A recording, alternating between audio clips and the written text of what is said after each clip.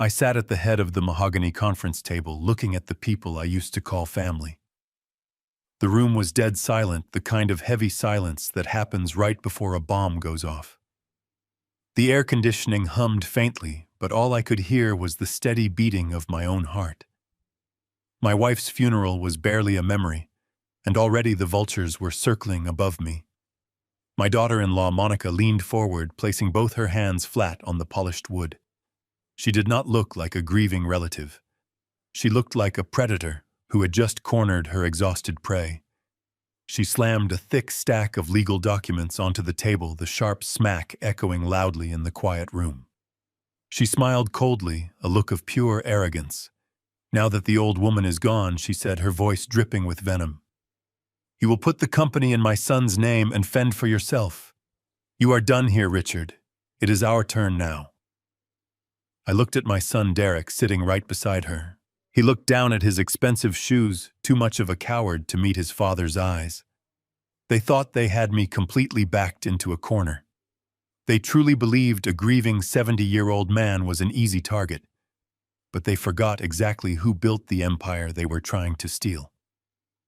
I did not yell. I did not argue. I simply smiled, folded my hands together, and waited. Exactly 3 seconds later, the heavy boardroom doors swung open. My lawyer, Victor Lang, walked into the room. He did not say a single word. He just walked straight up to the table and dropped a certified DNA test right in front of Monica.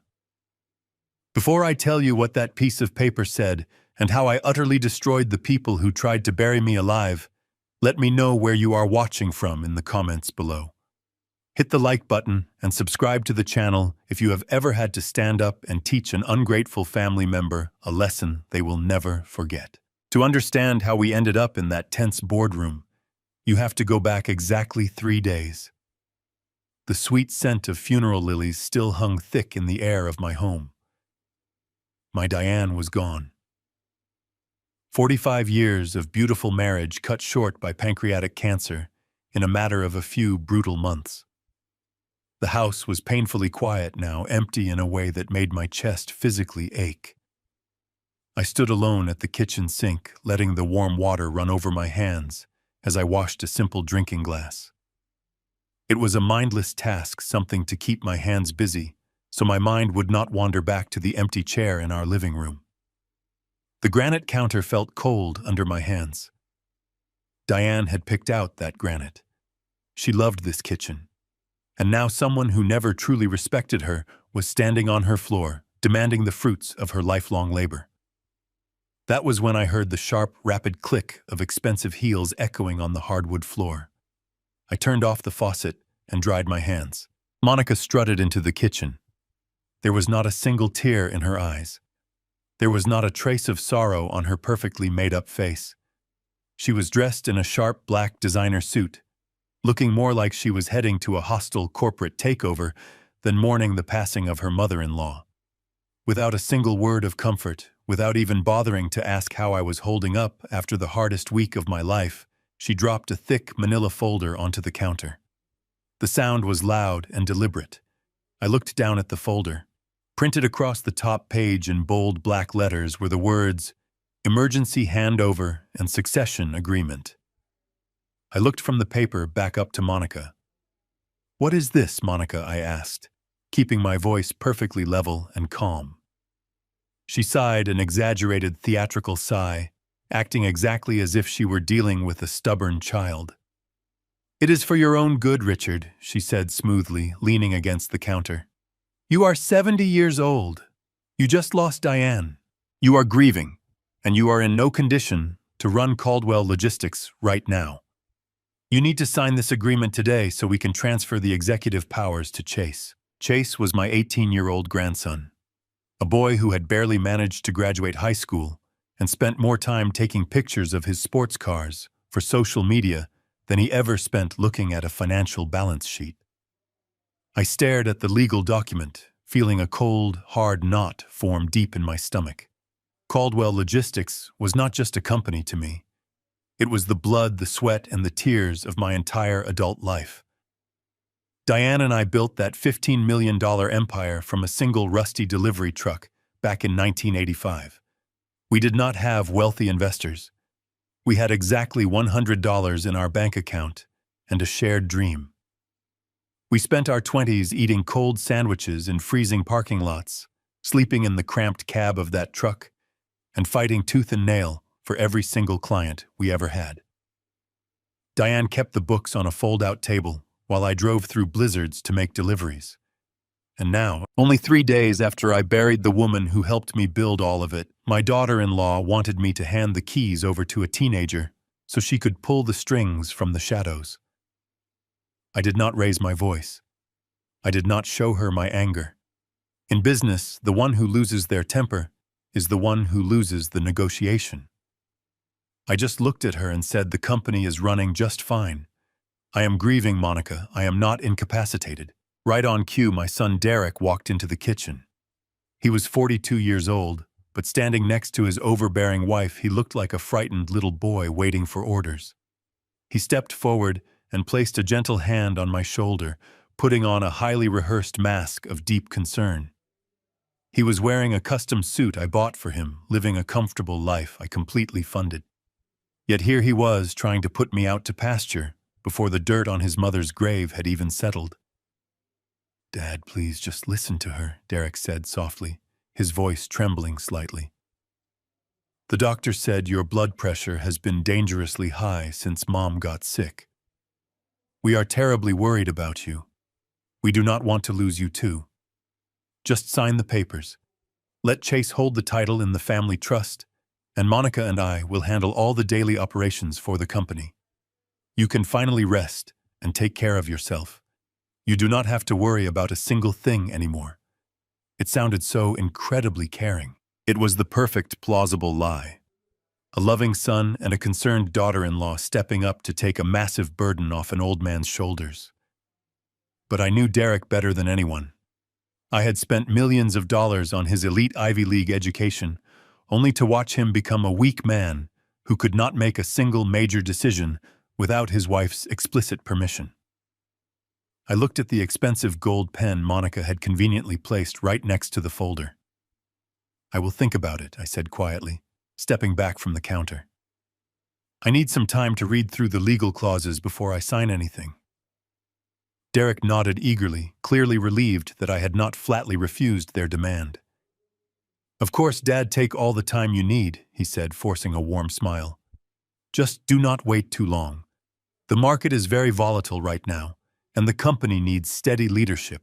They turned around together and walked out of the kitchen, their footsteps fading down the long hallway, leaving me alone with the stack of papers. I stood frozen by the counter, my heart pounding a slow, heavy rhythm in my chest. I turned my head slowly toward the large bay window that looked out into the corridor. The glass was dark against the evening sky, acting like a perfect clear mirror. In the reflection, I saw Monica pause near the front door. She pulled her phone out of her designer purse and quickly began to type a message. She had absolutely no idea that I could see her reflection perfectly from where I stood. I watched closely as her fingers flew across the digital screen. I did not even need to guess what she was doing, because as she hit the send button, she muttered the words under her breath with a vicious, triumphant smirk on her face. "The old man took the bait," she whispered to herself, tucking the phone away. "Prep the shares." I stood alone in my quiet, empty kitchen, the warm water still dripping slowly from the faucet. They honestly thought I was a broken, clueless old widower who would just roll over and give up. They thought they had outsmarted me in my own home. But they were about to learn a very hard lesson. A lone wolf might lose his mate, but he never loses his teeth.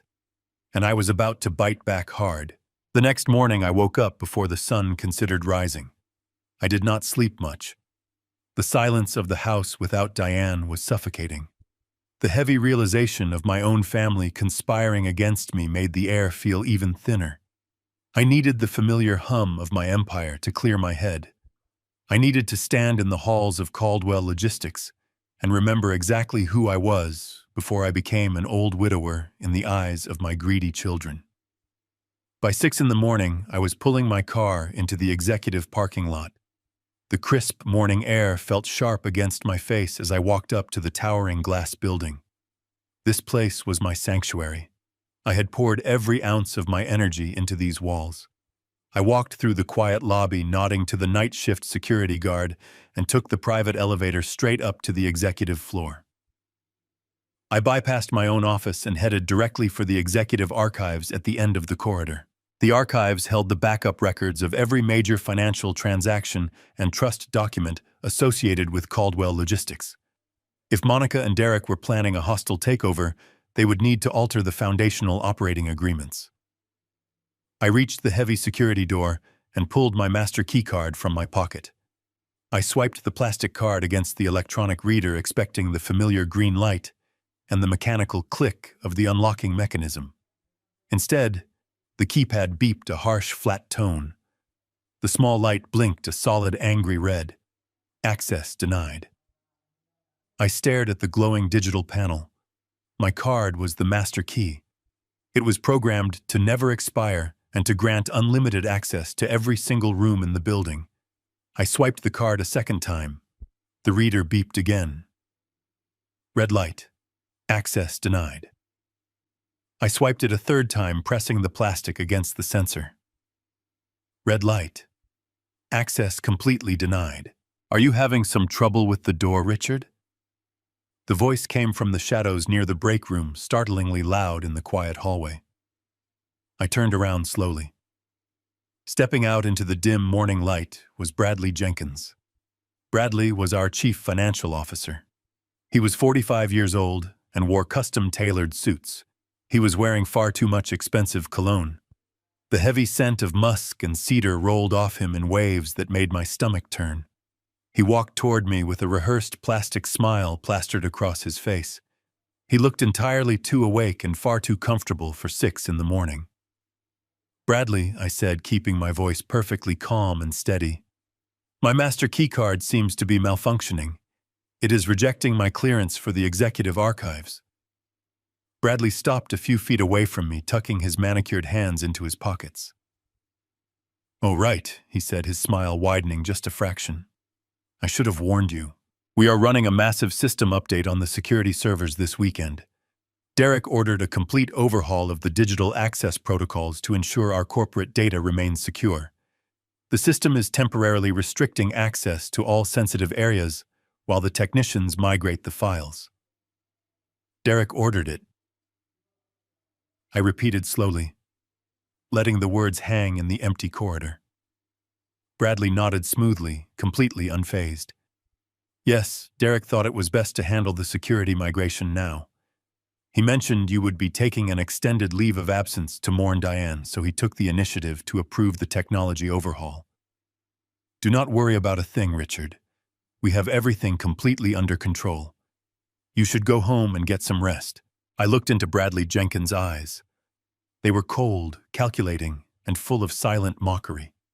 He knew exactly what he was doing, and he knew that I knew. They were locking me out of my own company. They were building a digital fortress to hide whatever financial crimes they were currently committing. They were using my son as the face of the operation. The old Richard would have grabbed Bradley by his silk tie and thrown him through the glass doors. I would have demanded the security team break the archive lock immediately. But the man standing there now was a seasoned corporate veteran. If I caused a scene, I would show my hand. I would give them a reason to claim I was acting erratically due to grief. I would give Monica exactly what she needed to prove I was mentally unfit to lead. I am not going to argue with you, Bradley, I said smoothly, forcing a polite nod. I suppose a security update is long overdue. Tell Derek I appreciate his sudden interest in our data protection. I turned my back on the chief financial officer and walked calmly toward my private office. I could feel his arrogant gaze burning into my back as I walked away, but I did not look back. I stepped into my office and locked the heavy oak door behind me. I sat down in my leather chair. They thought shutting off my keycard would blind me. They thought they controlled the flow of information because they controlled the modern servers. but they fundamentally misunderstood how an old wolf protects his territory. I reached down and opened the bottom drawer of my desk. I pressed my thumb against a biometric scanner hidden underneath the wooden panel. A small click echoed in the quiet room. A secret compartment slid open. Inside rested a thick, dust-covered external hard drive. I did not need their network access. 10 years ago, anticipating corporate espionage, I had a backdoor coded directly into the mainframe. This hard drive contained an offline mirror of every digital skeleton buried in Caldwell logistics. I connected the heavy drive to my secure laptop. The screen flickered to life, prompting me for a sequence of encrypted passwords only I knew. My fingers hovered over the keyboard. I was moments away from bypassing their pathetic firewall and exposing whatever rot Monica and Bradley were hiding in my financial records. I took a deep breath, ready to strike the first blow in this silent war.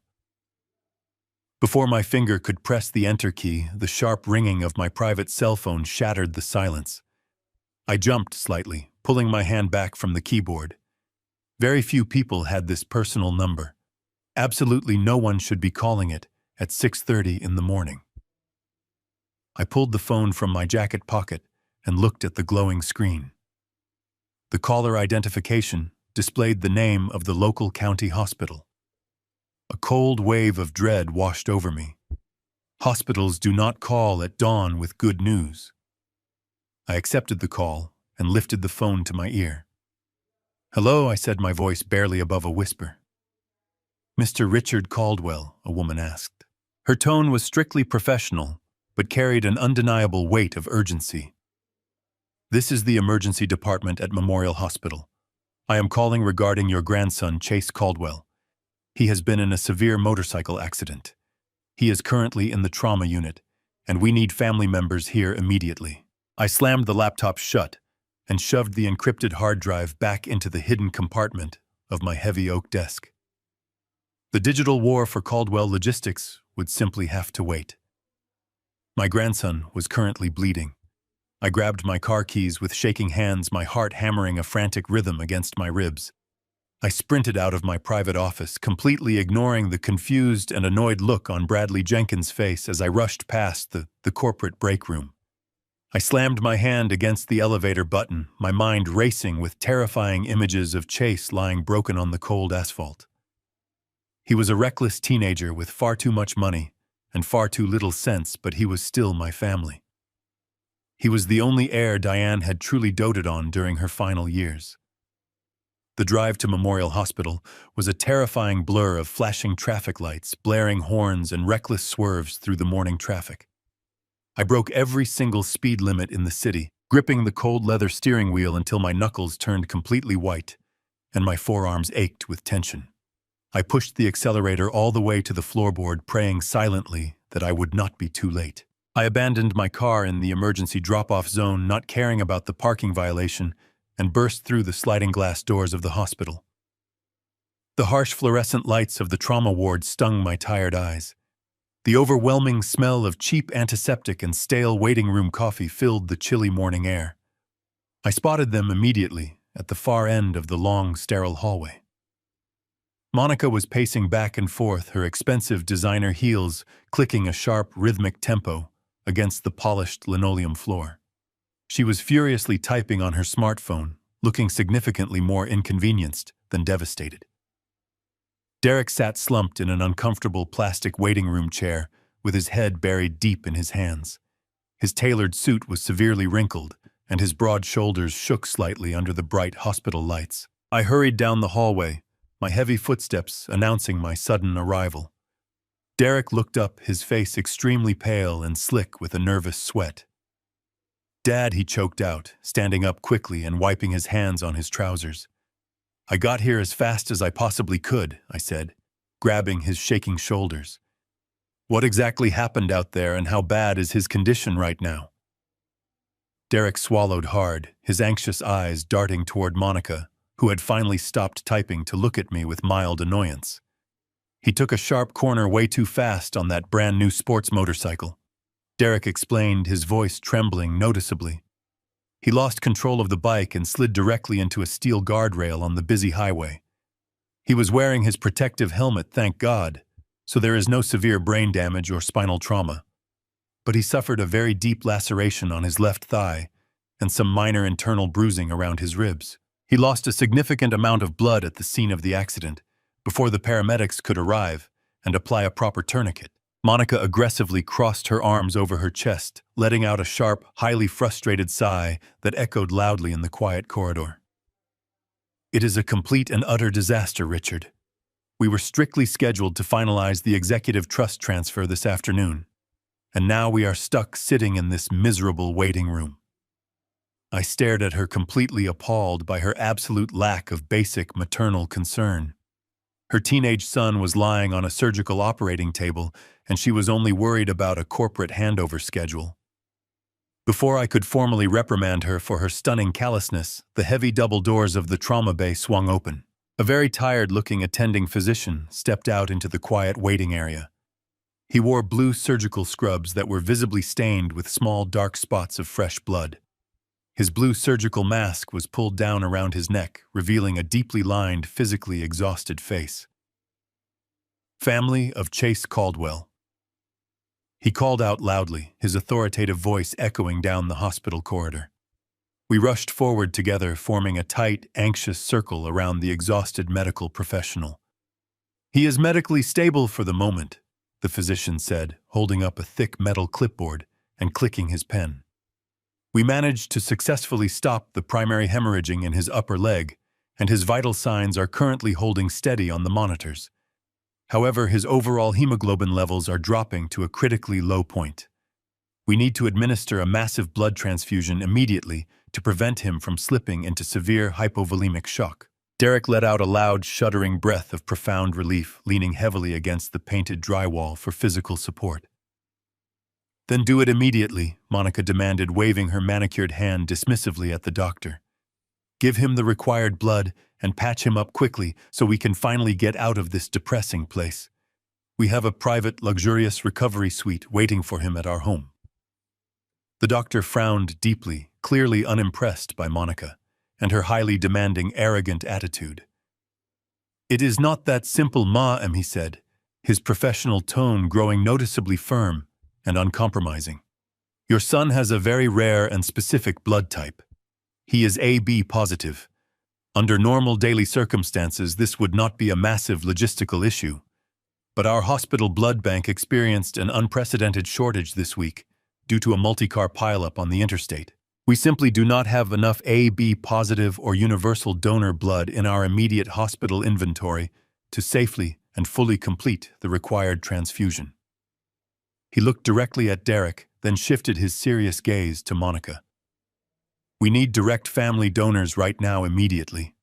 The boy desperately needs blood, and he needs it flowing into his veins within the next hour to survive. We can bring you both into the lab and cross-match you immediately to save his life." The world around me seemed to halt completely.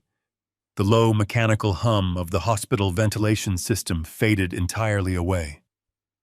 The distant rhythmic beeping of the cardiac monitors went dead in my ringing ears. The attending doctor's specific words echoed loudly in my mind, repeating over and over again like a broken skipping record. A B positive. The boy is a B positive.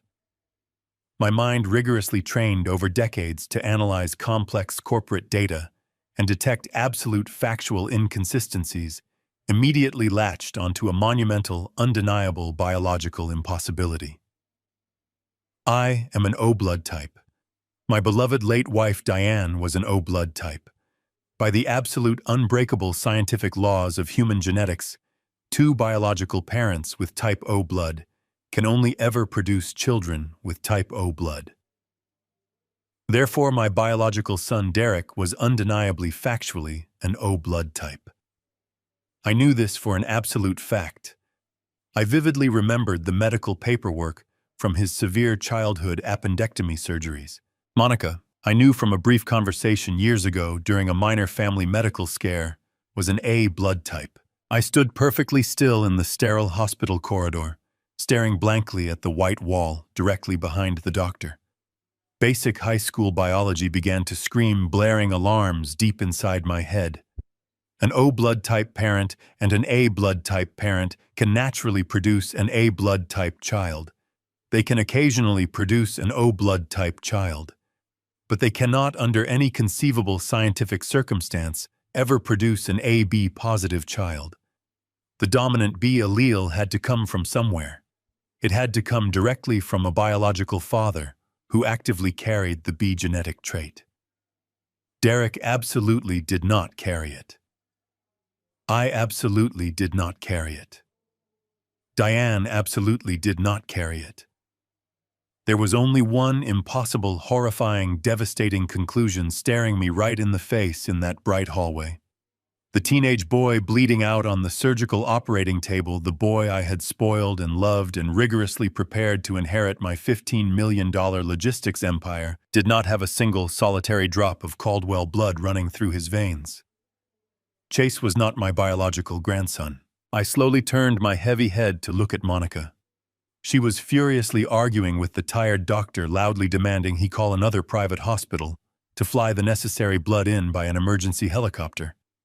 She was putting on a loud, incredibly aggressive performance to deliberately distract from the obvious urgent request for her to donate her own blood. She knew she could not donate without exposing the truth. Then I turned my cold gaze directly to my son. I fully expected to see a man confused by basic genetics. I fully expected to see a worried, grieving father questioning the doctor about a potential catastrophic laboratory error. Instead, what I saw chilled me to the absolute bone and shattered my heart into 1,000 jagged pieces. Derek was backed firmly against the painted hospital wall, gripping the metal handrail with bone-white knuckles. He was not looking at the frustrated doctor. He was not looking at his screaming wife, Monica. He was staring firmly and intensely at the linoleum floor, his entire body trembling violently under his expensive suit. He was sweating profusely, beads of moisture rolling down his pale forehead. He was not confused by the science. He was utterly terrified. He knew. He absolutely, undeniably knew the genetic math did not add up. When he finally found the courage to lift his heavy head, he felt my intense eyes burning right into him. For one brief, absolutely terrifying second, our eyes met across the sterile corridor. He saw the cold, sharp realization settling permanently over my face. He saw that I had done the genetic math in my head and arrived at the truth.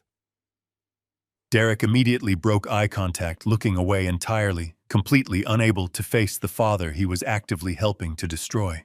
The heavy silence in the sterile corridor was finally broken when Monica pulled out her platinum credit card. She shoved it aggressively toward the exhausted attending physician, demanding he contact a neighboring private medical facility and secure the necessary blood supply via an emergency helicopter transport, regardless of the exorbitant financial cost. The doctor, realizing he was dealing with people who firmly believed that money could effortlessly bend reality, nodded curtly and marched back into the busy trauma bay to make the necessary arrangements. With the immediate medical crisis temporarily diverted by the highly aggressive financial intervention of Monica, an uncomfortable, suffocating tension immediately settled over the three of us. We were no longer just a family waiting for a routine medical update. We were a family actively standing on a massive foundation of carefully constructed lies, and that foundation had just suffered a catastrophic structural fracture. I did not press the issue right there in the open hallway. Confronting a cornered animal in a completely open public space is a massive tactical error I learned to avoid decades ago during brutal corporate negotiations. Instead, I let the suffocating silence stretch out for a few more agonizing minutes. I looked at Derek, who was still flatly refusing to meet my eyes, and calmly suggested we get some coffee from the hospital cafeteria downstairs while we waited for the helicopter transport to arrive. He hesitated, his anxious eyes darting toward his wife for silent permission. Monica, already completely distracted by another incoming text message on her smartphone, waved her hand dismissively, telling him to go. She clearly wanted the space to conduct her own private business without my constantly observing eyes. Derek swallowed hard, nodded weakly, and obediently followed me toward the elevators. The hospital cafeteria was a bleak, depressing cavern located in the dark basement of the massive building. The harsh, flickering fluorescent lights reflected poorly off the cheap linoleum floor, casting a sickly, pale yellow glow over the scattered plastic tables. The overwhelming smell of burned coffee and strong industrial bleach hung heavily in the stale, recycled air. We purchased 2 cups of bitter, lukewarm coffee in flimsy styrofoam cups and found a secluded table in the far back corner of the desolate room. Derek sat across from me, gripping his cup tightly with both hands, as if the cheap styrofoam was the only thing keeping him tethered to the physical world. His broad shoulders were slumped, his expensive suit jacket hanging loosely over his defeated frame. I took a slow, deliberate sip of my terrible coffee, letting the intensely bitter taste wash over my tongue. I set the cup down and looked directly across the small table. So I said, keeping my voice incredibly calm, measured, and entirely free of accusation. That was certainly quite a tense moment up there with the attending physician. I suppose it is a good thing Monica was willing to cover the cost of the emergency transport. But I have to admit, Derek, I was a little confused by the medical details. The doctor was very clear that Chase is an AB-positive blood type. I leaned forward slightly, resting my forearms on the sticky plastic table. Diane and I were both O blood types. You are an O blood type. Monica is an A. How exactly does a boy with those biological parents end up with AB-positive blood? Derek flinched physically, exactly as if I had reached across the table and struck him directly across the face. The nervous sweat that had recently begun to dry on his forehead instantly returned in heavy, glistening beads. He squeezed the styrofoam cup so tightly that the hot coffee nearly spilled over the fragile rim. He did not give me a puzzled look. He did not express a genuine, natural confusion over a potential laboratory mix-up. Instead, he reacted with immediate, explosive hostility. He slammed the cup down onto the table, his voice cracking with a high-pitched, desperate, defensive anger. "You are grieving and confused, Dad," he snapped, his face flushing a deep, angry crimson. The laboratory made a simple typographical error on his medical chart. "It happens all the time in these chaotic emergency rooms. Do not start your paranoid interrogations today. My son is lying in a hospital bed, and you are trying to turn a simple clerical mistake into a ridiculous conspiracy." I sat perfectly still, absorbing the full weight of his furious outburst. In the ruthless world of logistics and corporate acquisitions, I had sat across the table from hundreds of desperate men trying to hide terrible truths. I knew exactly what genuine confusion looked like. I knew exactly what righteous indignation looked like. And I knew exactly what a cornered, guilty coward looked like when the walls of his deception began to close in around him. Derek was not stupid, but he was an incredibly poor liar. He was hiding something massive, and his explosive, uncharacteristic aggression only served to completely confirm my absolute worst fear. If he truly believed it was a simple laboratory typo, he would have brushed off my questions with a tired sigh. He would have gently reminded me that clerical errors happen. But he attacked me. He used my fresh grief over Diane to deflect my very logical, biological question. As I stared at the sweating, defensive man sitting across from me, a profound, heavy sadness washed over my soul. This was my son. This was the boy I had worked 80-hour weeks to provide for. While Diane and I were eating cold sandwiches in the cramped cab of our very first delivery truck, fighting to build Caldwell Logistics, from the ground up we were dreaming of the future we could give this boy. We poured millions of dollars into his elite, privileged upbringing. We paid for his exclusive private academies, his lavish summer vacations, and his prestigious Ivy League education.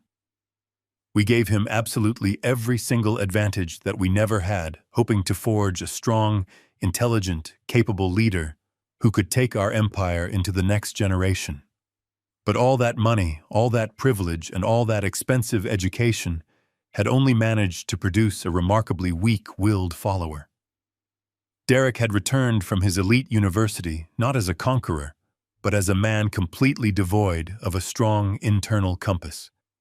He was a man who preferred the comfortable path of least resistance, a man who consistently deferred to the strongest personality in the room. And unfortunately, for both of us, the strongest personality he had ever encountered was his manipulative, socially ambitious wife, Monica. She had quickly realized exactly how pliable he was, and she had spent the last 2 decades carefully molding him into a compliant, silent accessory to her own grand, greedy ambitions. He was not a partner in his own marriage. He was a hostage who had slowly fallen in love with his captor. I let the tense silence stretch between us, refusing to break eye contact, refusing to let him off the hook. "You are probably right, Derek," I finally said, my voice dropping to a soft, chilling whisper. "It must simply be a typographical error. After all, what other possible explanation could there be?" My words were carefully chosen, heavily layered with an unmistakable, underlying threat. Derek swallowed visibly, his neck muscles bobbing sharply in his collar. He quickly averted his eyes completely, unable to sustain the intense, knowing pressure of my gaze. He mumbled a weak, incoherent agreement, blindly staring at the brown liquid swirling inside his cup. He knew that I knew, and he knew that he was entirely powerless to stop the storm that was rapidly gathering on the horizon. I stood up slowly from the flimsy plastic chair, leaving my untouched coffee on the table. "Take a moment to gather yourself, son," I said, buttoning my suit jacket with deliberate, measured movements. "I am going to head back upstairs to check on the arrival of the emergency transport." I walked away without waiting for a response, leaving him alone in the depressing fluorescent-lit basement to drown in his own overwhelming guilt. I rode the slow, rumbling elevator back up to the trauma ward, my mind working through 1,000 different complex scenarios, calculating variables and mapping out potential legal and financial countermeasures. When the elevator doors slid open on the surgical floor, I stepped out into the quiet corridor. I did not immediately walk back to the waiting room area. Instead, I paused behind the thick concrete pillar near the nurse station, keeping myself completely concealed in the shadows. Further down the long, sterile hallway, standing near the large glass windows that overlooked the bustling city streets below, was Monica. She was whispering furiously into her smartphone, pacing wildly. It was absolutely not a laboratory typographical error. "Chase is definitely not a biological Caldwell. I desperately need undeniable proof, and I know exactly how I will get it." The emergency helicopter arrived shortly after Monica made her frantic calls. The transfusion was an absolute success. Chase stabilized quickly, and within a few hours the attending physician declared him out of the woods. By late afternoon, they discharged him with crutches, pain medication, and strict orders to rest in bed. I played the part of the relieved grandfather to absolute perfection. I hugged Derek, gave Monica a supportive smile, and told them I would check on them later. Then I went home and prepared for a different operation. I needed undeniable proof, and I needed it secured before they realized I was onto their deception. I purchased 2 large containers of chicken noodle soup, transferring them into my own glass containers to make it look like a homemade gesture. I slipped a pair of latex gloves and 3 sterile plastic bags into my wool overcoat. The sun had set by the time I pulled into the driveway of their home. It was an estate with manicured lawns and a stone facade entirely paid for by my money. I had written the down payment check 3 years ago to secure a stable environment for the boy I mistakenly believed was my flesh and blood. Now looking at the glowing windows, I felt a sense of violation. I walked up the stone steps and rang the heavy brass doorbell. Derek opened the door, looking drained, and wearing the wrinkled suit from the hospital. "Dad," he said, his voice laced with surprise and a hint of anxiety, "you really did not have to come out here tonight. You should be resting." I held up the glass containers with a gentle smile. "I could not sleep, son," I said softly. "I know you both must be exhausted. I brought some warm soup so you do not have to worry about cooking dinner." Derek stepped aside, allowing me into the grand foyer. The house was quiet, the thick plush carpets absorbing the sound of my heavy footsteps. We walked into the kitchen. Monica was sitting at the marble island, a glass of red wine in one hand and a stack of hospital discharge papers in the other. She did not bother to stand up or greet me. Instead, she began to complain loudly about the exorbitant cost of the emergency medical transport she had demanded just hours earlier. "Can you believe the nerve of these private transport companies?" she scoffed, tossing a bill onto the counter. "They are charging us a premium for a 20-minute helicopter ride. It is highway robbery." I set the soup down on the counter, keeping my expression neutral. "Health and safety have no price tag, Monica," I replied smoothly. "We are blessed that Chase is resting comfortably upstairs." She rolled her eyes and took another sip of wine, missing the double meaning hidden in my words. Derek offered to heat up the soup, moving slowly toward the kitchen stove. I seized the opportunity. "I am going to wash my hands and check in on the boy." "For a brief moment," I said casually, turning away from the kitchen before either of them could offer an objection. I walked up the staircase, my heart beating with a cold, precise rhythm. The second floor was dimly lit and silent. I walked past the master bedroom and headed straight for the end of the long hallway where Chase had his private suite. I pushed his bedroom door open just a fraction of an inch. He was fast asleep in his large bed, his injured leg propped up on a stack of soft pillows, a pair of noise-canceling headphones covering his ears.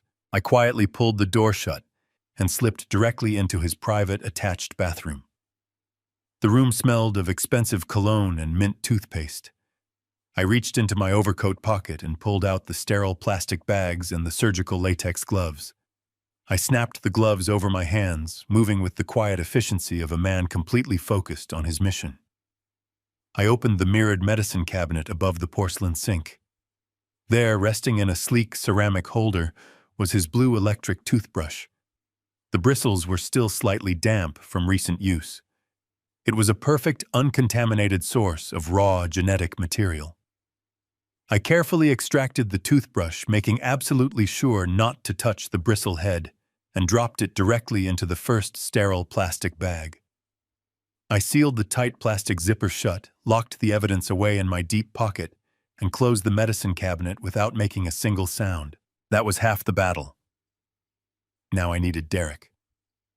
I peeled the latex gloves off and slipped out of the bathroom, walking silently back down the carpeted hallway. Instead of returning directly to the kitchen, I took a sharp detour toward the large laundry room and mudroom located just off the spacious garage. Derek was a creature of absolute habit. He went to an executive gym 3 times a week, and he always dumped his sweaty workout gear into a specific wicker hamper by the garage door, entirely too lazy to carry it to the washing machine himself. I stepped into the dark mudroom, my eyes scanning the organized shelves and hooks. I found the wicker hamper immediately. Resting right on top of the pile was his dark gray athletic jacket, exactly where he had carelessly tossed it yesterday afternoon before the medical emergency completely derailed their entire week. I put on a fresh pair of surgical gloves and picked up the dark fabric, holding it up toward the dim security light filtering in through the garage window. I scrutinized the collar and the inner lining with intense focus. It only took me 30 seconds to find exactly what I needed. Woven into the sweaty fabric near the high neckline were 2 distinct dark brown hairs. I pulled a pair of small metal tweezers from my pocket, gripped the very tips of the hairs, and carefully plucked them from the jacket lining. I held them up to the light, confirming that the tiny whitish biological root follicles were still perfectly intact at the base. It was more than enough biological material for a definitive match. I dropped the 2 hairs into the second sterile plastic bag, sealed it tight, and placed it securely next to the toothbrush in my coat pocket. I took off the gloves, smoothed out the wrinkles in my overcoat, and walked casually back into the sprawling kitchen. Derek was pouring the warm soup into porcelain bowls. I smiled warmly, played the role of the tired, deeply relieved grandfather for another 10 minutes, and gracefully excused myself, claiming that the long, emotional day had finally caught up with my aging body.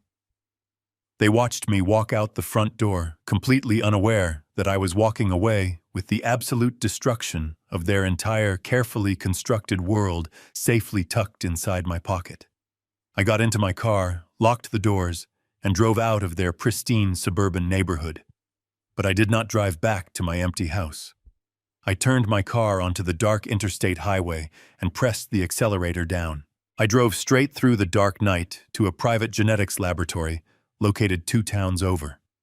I had called them during my drive, utilizing a premium emergency service line to arrange a deeply confidential after-hours appointment.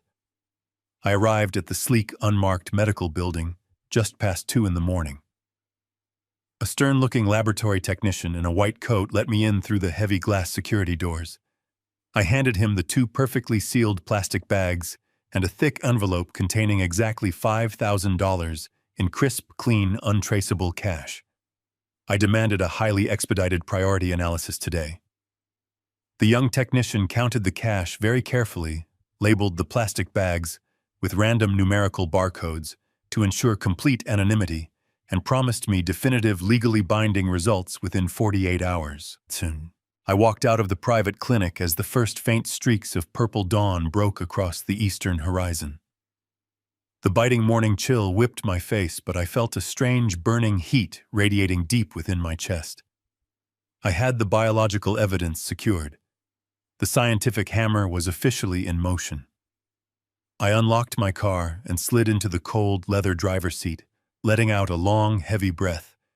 I reached into my pocket for my keys, but my fingers brushed against my smartphone. The screen suddenly lit up the dark interior of the car, vibrating violently against the palm of my hand. It was an automated security alert triggered directly from the secret digital backdoor I had coded into the Caldwell logistics server 10 years ago. I stared at the glowing text, feeling the blood freeze completely solid in my veins. Someone inside the company was attempting to authorize a massive unapproved wire transfer of $4.5 million, desperately trying to use my personal digital signature to do it. I threw my car into gear and tore out of the clinic parking lot. The sun was fully rising now, painting the morning sky in vibrant streaks of orange and gold. But my world had never felt colder or darker. My mind raced faster than the engine of my car. Whoever was sitting at a computer terminal attempting to push that massive wire transfer through the Caldwell logistics system was getting desperate. They were trying to bypass the primary authentication protocols by using a forged version of my digital footprint. I did not drive back to the corporate headquarters. Confronting Bradley or whoever was sitting at that desk would only give them the opportunity to scrub the servers and destroy the digital evidence before I could secure it. I drove straight back to my house, the large empty home that felt more like a mausoleum than a sanctuary. I bypassed the kitchen and walked down the long hallway to my private home office. I locked the heavy door behind me and closed the thick wooden blinds, plunging the room into shadows. I turned on my desk lamp and sat down in front of my secure home terminal. 10 years ago, when Caldwell Logistics was rapidly expanding and we were fending off aggressive corporate espionage from rival logistics firms, I hired a brilliant independent programmer to build a fail-safe into our network architecture. It was a digital ghost, a completely invisible backdoor coded directly into the foundational framework of the company servers. I never told Diane about it, and I certainly never told Derek or the board of directors. It was my ultimate insurance policy designed for a catastrophic scenario just like this one. I booted up the terminal and typed in a complex sequence of commands that had not been used in a decade. The screen flashed black, then flooded with cascading lines of green code. I was in. I navigated through the invisible pathways of the network, bypassing the heavily advertised corporate firewalls without triggering a single alarm. I located the active terminal that had initiated the security alert. It was registered to the executive financial suite. Bradley Jenkins was already awake and working early furiously, trying to force a heavily encrypted wire transfer through the system using a spoofed credential package designed to mimic my authorization. I watched his digital keystrokes in real time like a phantom observing a burglar trying to pick a lock. Bradley was a slick, calculating accountant, but his understanding of deep network architecture was arrogant and fundamentally flawed. He had established a series of internal lockouts to blind the general accounting staff and block my standard administrative access, but his walls were built on the surface level. He had absolutely no idea that I was swimming beneath the foundation of his digital fortress. With a few precise keystrokes, I isolated his transfer request and quietly quarantined the transaction, suspending the $4.5 million in a hidden digital purgatory where he could neither complete the transfer nor cancel the footprint of his attempt. I had him perfectly trapped. My heart pounded with a mix of fury and intense focus as I prepared to dig deeper into the system. I needed to see exactly how long this disease had been spreading through my company, and I needed to gather every single piece of undeniable evidence before they realized they were caught.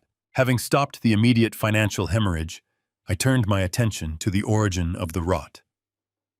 I needed to see exactly how deep this infection went. I traced the destination of the blocked wire transfer, following the complex routing numbers through a dizzying maze of offshore routing protocols and disguised corporate entities. What I found was a sophisticated, highly organized labyrinth of financial fraud. Bradley had not just been skimming off the top. He had engineered a massive systemic pipeline designed to drain the lifeblood of my company. I uncovered 4 distinct shell companies, all recently registered in the state of Delaware under fake limited liability corporations. They had generic, meaningless names that blended perfectly into a standard corporate expense report. Global Freight Solutions, Apex Logistics Consulting, Horizon Management, Partners, and Zenith Supply Chain Associates. I opened the accounting ledgers connected to these phantom companies. The digital paper trail revealed a relentless barrage of fabricated invoices for phantom consulting services and non-existent software upgrades and dummy logistical routes that Caldwell Logistics had supposedly subcontracted. The sheer volume of the fake invoices was staggering, but they were carefully calculated to slide just beneath the threshold of an automatic secondary board review. Bradley had meticulously orchestrated the payments to look like standard operational expenses, masking the theft behind a wall of tedious corporate bureaucracy. I began downloading every single ledger, every fake invoice, and every routing number onto my secure hard drive, ensuring I had a permanent, unalterable record of their massive criminal enterprise. The depth of the deception was sickening, revealing a level of calculated greed that completely shattered any lingering illusions I had about the people operating within my own corporate headquarters. I dug deeper, matching the dates of the fraudulent invoices with the corresponding outflow of corporate capital. I pulled up the master ledger of the company and cross-referenced the missing capital against our internal accounts. When the numbers finally aligned on my glowing screen, a wave of profound nausea hit me so hard I had to grip the edge of my desk to steady myself. The money was not coming from our operational revenue. It was not coming from our expansion reserves. The $4.5 million that Bradley and Monica had siphoned away over the past 8 months was being systematically drained directly from the employee pension fund. They were stealing the hard-earned retirement savings of the truck drivers, warehouse managers, and logistics coordinators who had dedicated their lives to building this company alongside me.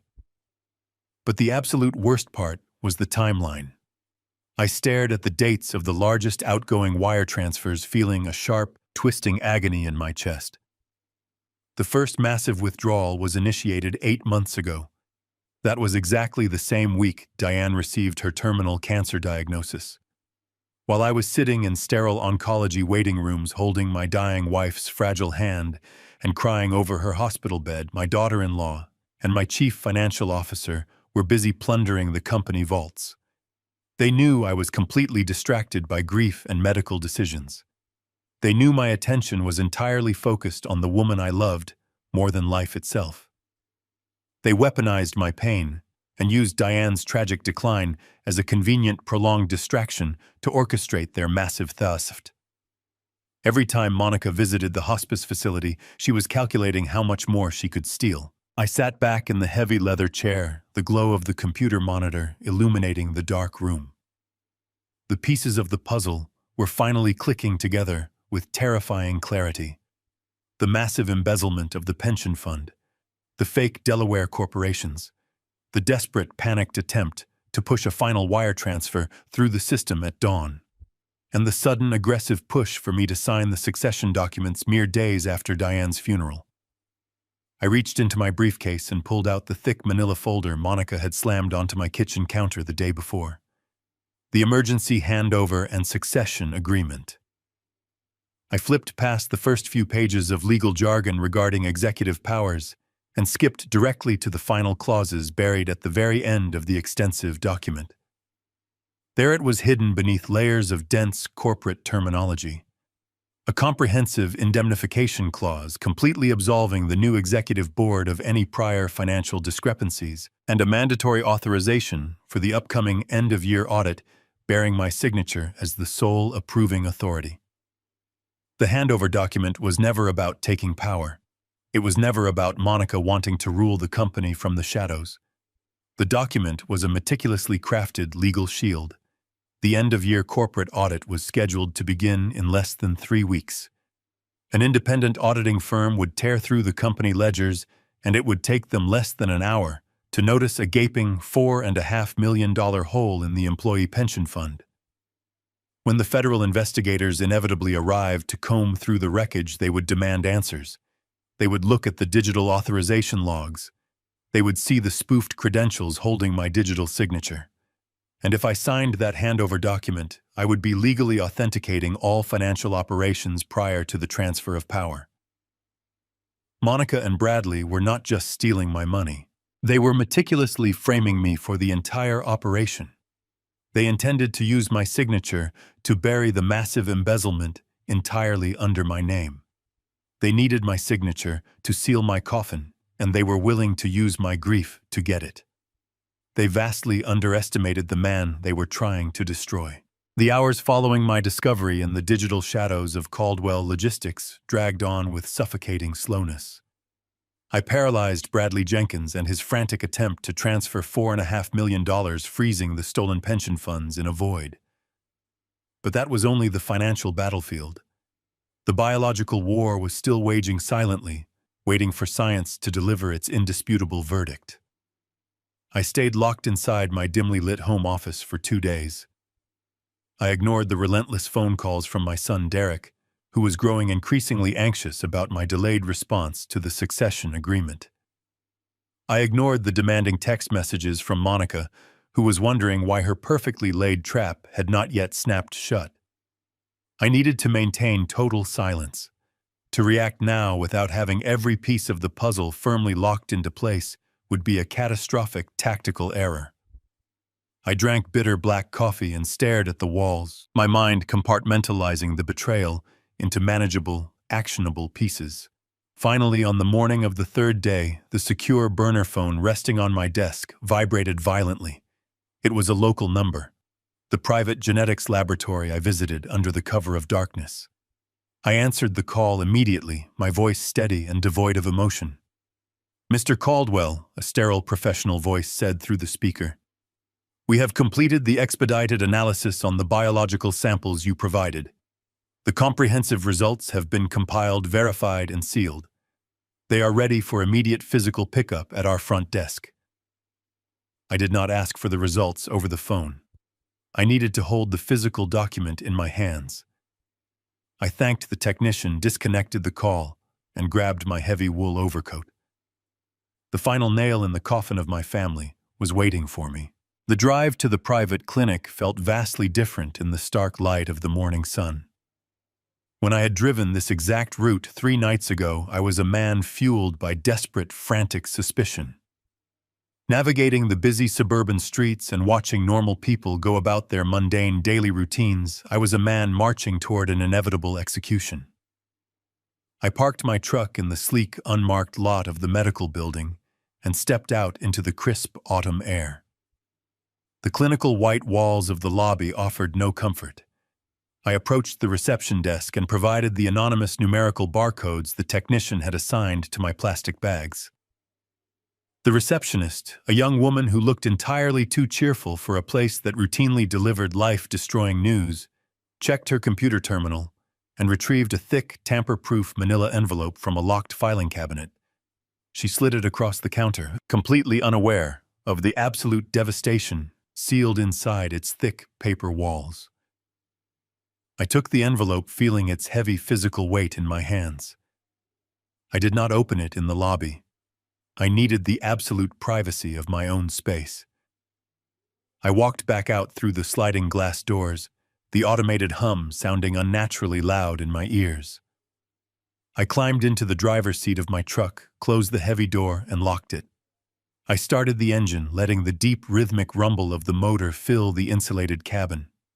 The heater blew warm air over my cold hands, but it did absolutely nothing to thaw the freezing ice that had firmly settled into my chest. I sat in the idling truck for a long time, staring at the blank face of the envelope resting on the passenger seat. Inside that paper casing was the absolute scientific truth of my bloodline. I had spent 18 years looking at Chase, searching for traces of my own facial features in his adolescent face, looking for Diane's bright smile in his expressions, looking for my own relentless drive in his actions. Now I was about to find out if I had been searching for ghosts. I took a deep, steadying breath, reached over and picked up the envelope. I slid my index finger under the sealed flap and tore it open with one swift, decisive motion. I pulled out the crisp, white laboratory report. The document was dense with complex genetic markers, biological sequencing charts, and technical medical jargon, but I bypassed the complicated data and let my eyes drop directly to the bold, capitalized conclusion printed clearly at the very bottom of the final page. Probability of paternity, 0.00%. The biological samples provided from subject A do not share a paternal genetic relationship with the biological samples provided from subject B.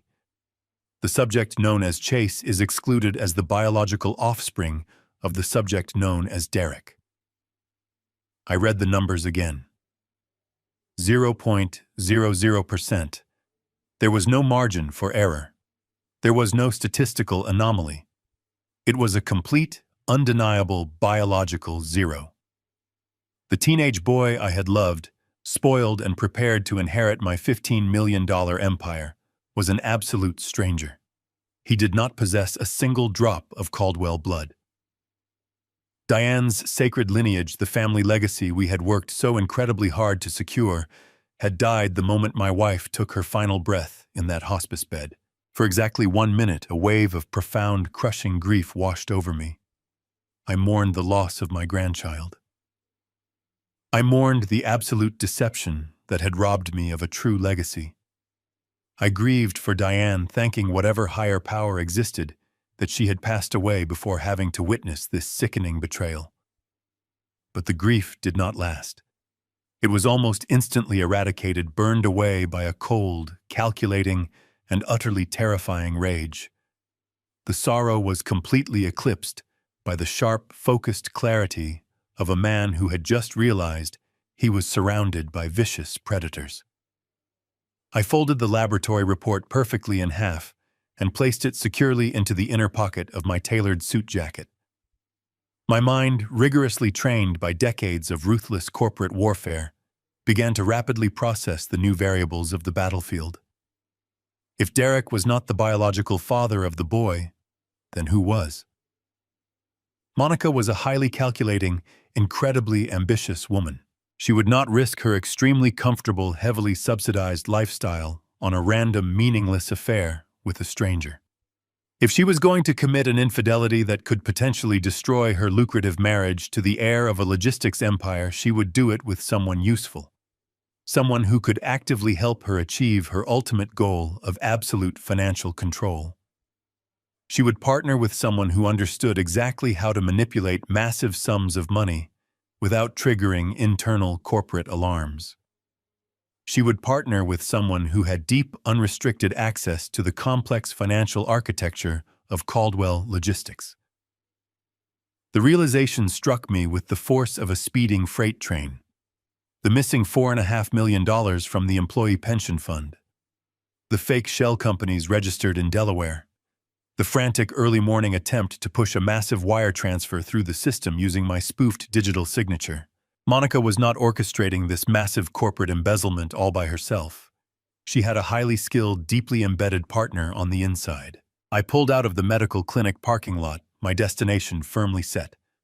I was not going back to the office, and I was not going home. I was going to war, and I needed a soldier to gather my ammunition. I drove to a nondescript office building located in the industrial district on the very edge of the city. I walked through the doors and stepped into the sparse utilitarian office of Robert Sanchez. Robert was an ex-federal agent, a man who had spent 20 years hunting down white-collar criminals and dismantling organized syndicates before transitioning into highly lucrative, strictly confidential private investigation.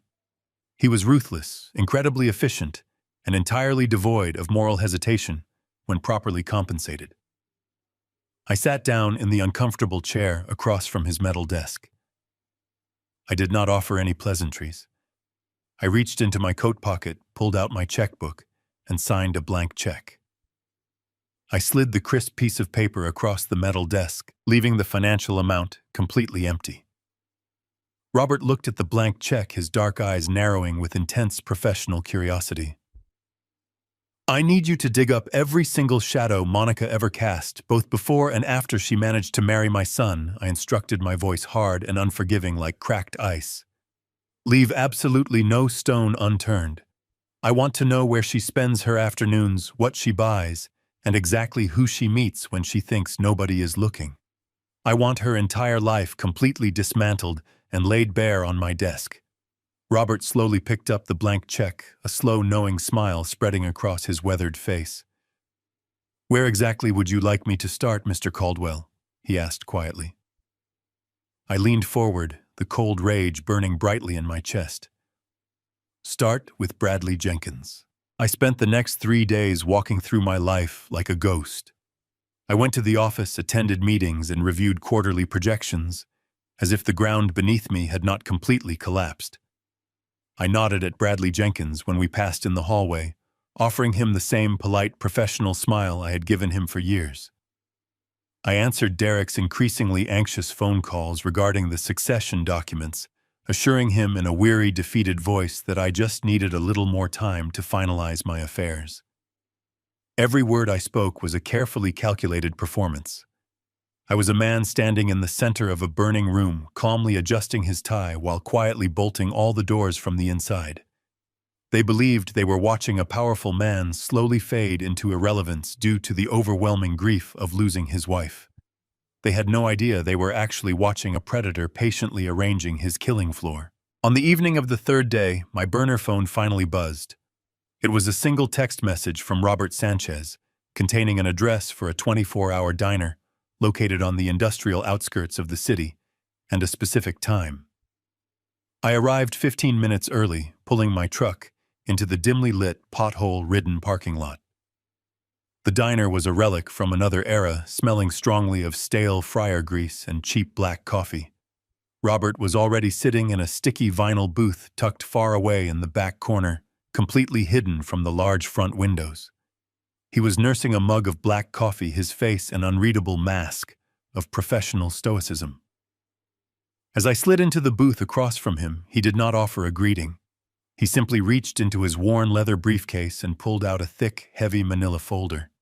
He slid it slowly across the scarred laminate table until it bumped gently against my folded hands. "You were absolutely right to start with Bradley Jenkins, Mr. Caldwell."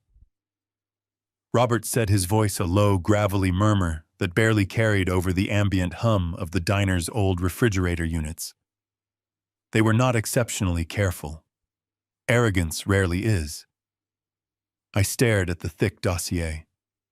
My fingers rested lightly on the rough paper, feeling the profound weight of the secrets locked inside. I opened the cover. The very first page was a high-resolution photograph date stamped just 3 weeks ago. It showed Monica and Bradley sitting close together at a secluded table in a high-end, out-of-town restaurant.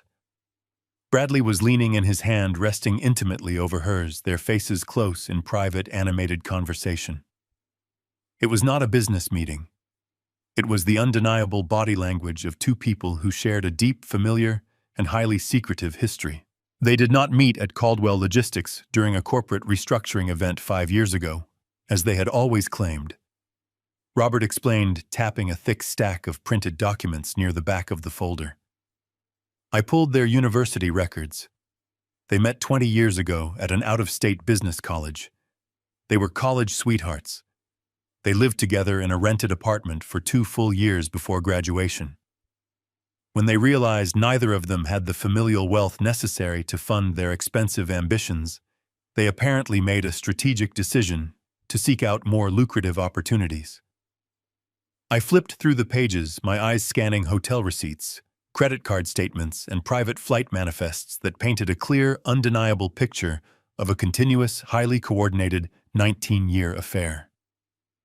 They had maintained their romantic and financial partnership the entire time Monica had been maneuvering her way into Derek's life, and long after she had successfully secured her position within the Caldwell family. And the boy?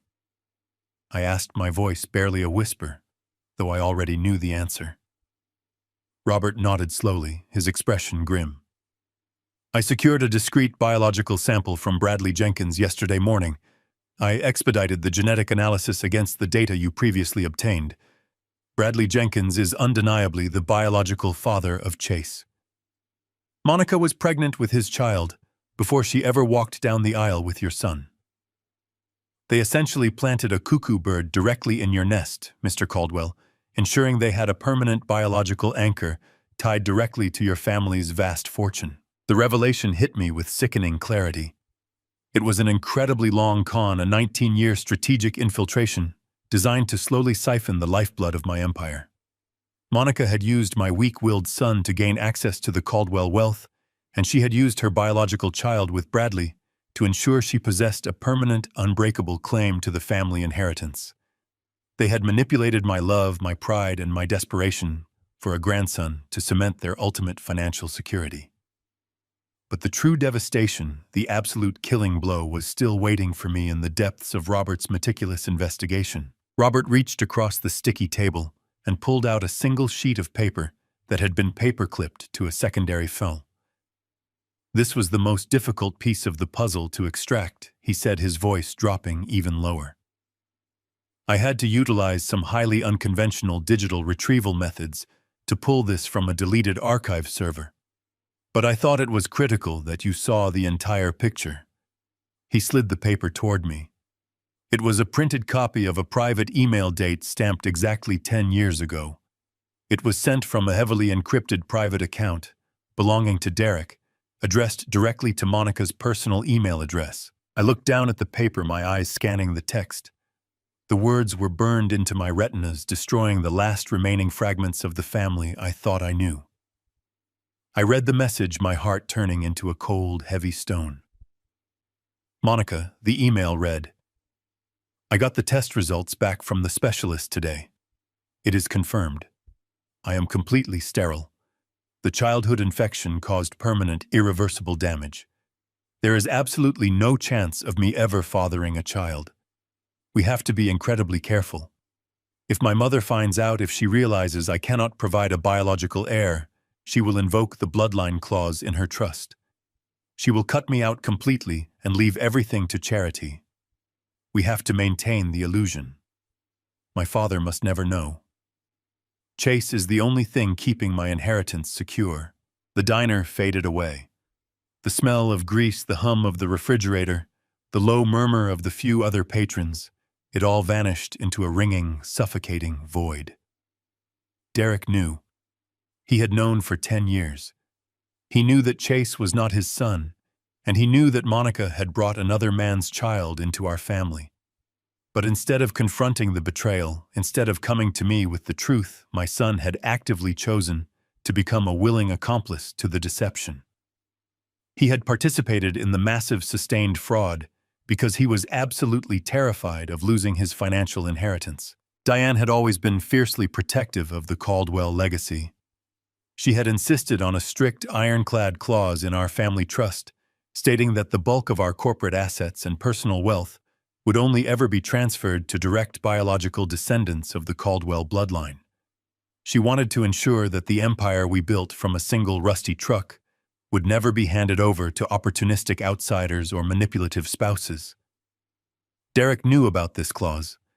He knew that his sterility meant he could never fulfill his mother's strict requirement for ultimate control of the trust. And so, driven by sheer greed and a pathetic, cowardly desperation to maintain his luxurious lifestyle, he had struck a disgusting bargain with Monica. He would raise another man's child, pretend to be a proud, loving father, and actively deceive his own parents, all to ensure he did not lose his claim to a $15 million fortune. He sold his mother's honor and his father's trust for a paycheck. He was not a victim of Monica's grand deception. He was a willing, active participant in a 19-year fraud.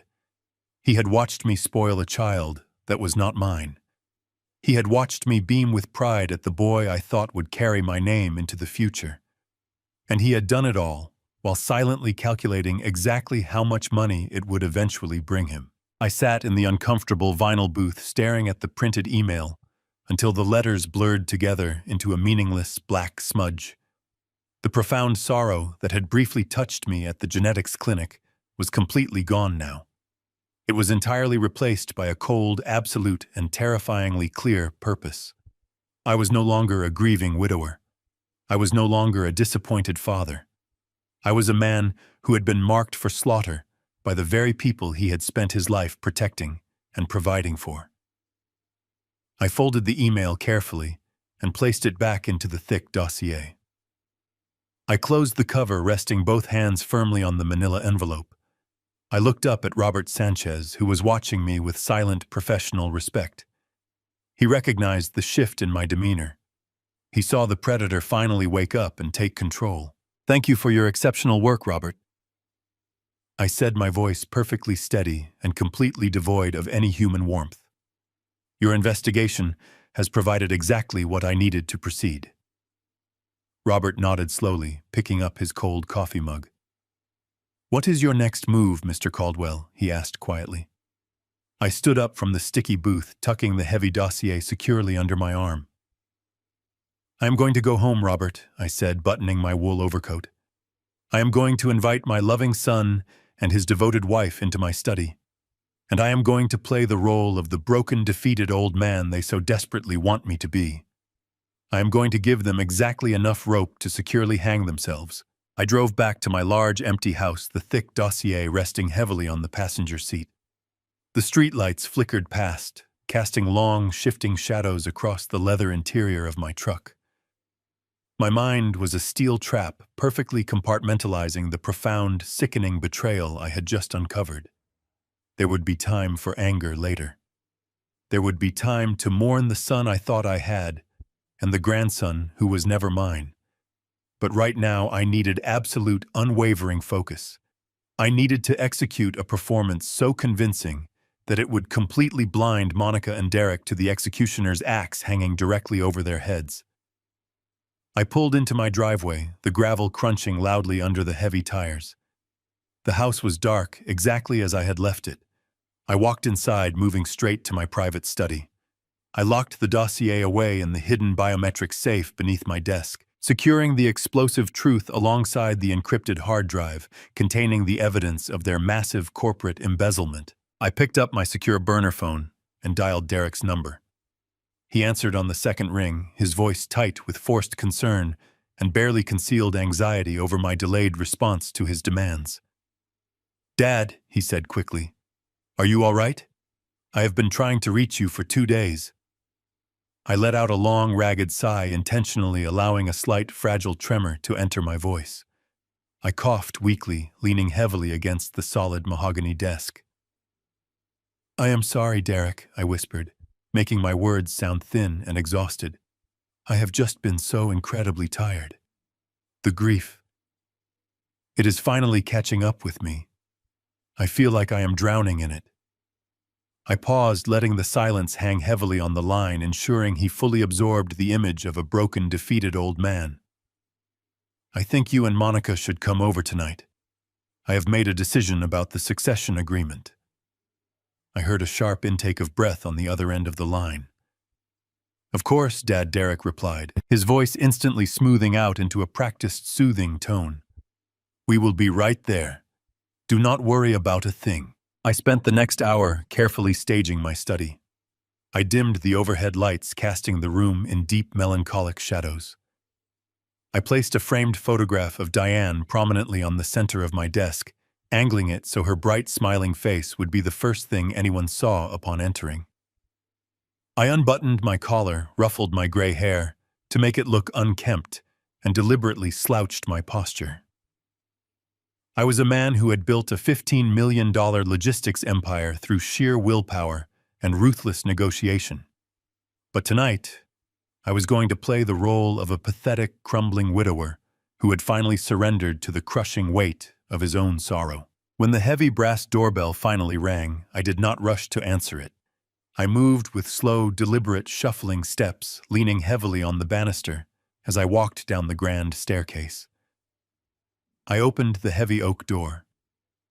Derek and Monica stood on the stone porch, both dressed in understated, expensive clothing, their faces arranged in masks of deep performative sympathy. "Dad," Derek said softly, stepping inside and wrapping his arms around my shoulders in a brief, awkward hug. Monica followed closely behind, offering a tight, sympathetic smile that did absolutely nothing to hide the sharp, predatory gleam in her cold eyes. We walked back to my study. I sank heavily into my large leather chair behind the desk, letting my shoulders slump completely forward. I kept my hands resting on the desktop deliberately, allowing my fingers to tremble slightly. Derek and Monica took their seats in the two leather chairs facing me. I looked at the framed photograph of Diane, letting a long, agonizing silence stretch between us. I forced a single genuine tear to well up in my eye, born from the real grief of losing my wife, and let it slowly slide down my weathered cheek. "You were right, Monica," I finally whispered, my voice cracking perfectly. "I cannot do this anymore. Without Diane, this house is just a tomb. The company, the meetings, the relentless pressure. It is all just too much." I looked up, meeting her gaze with dull, defeated eyes. "I am so tired. I just want to rest. I want to be left alone with my memories." Monica sat up straighter in her chair, the greedy triumph practically radiating from her entire body. She tried to maintain her mask of polite concern, but the corners of her mouth twitched upward in a barely suppressed smirk. "Oh, Richard," she cooed, her voice dripping with artificial sweetness. "We understand completely. Grief is a terrible, heavy burden. You have worked so hard for so many years.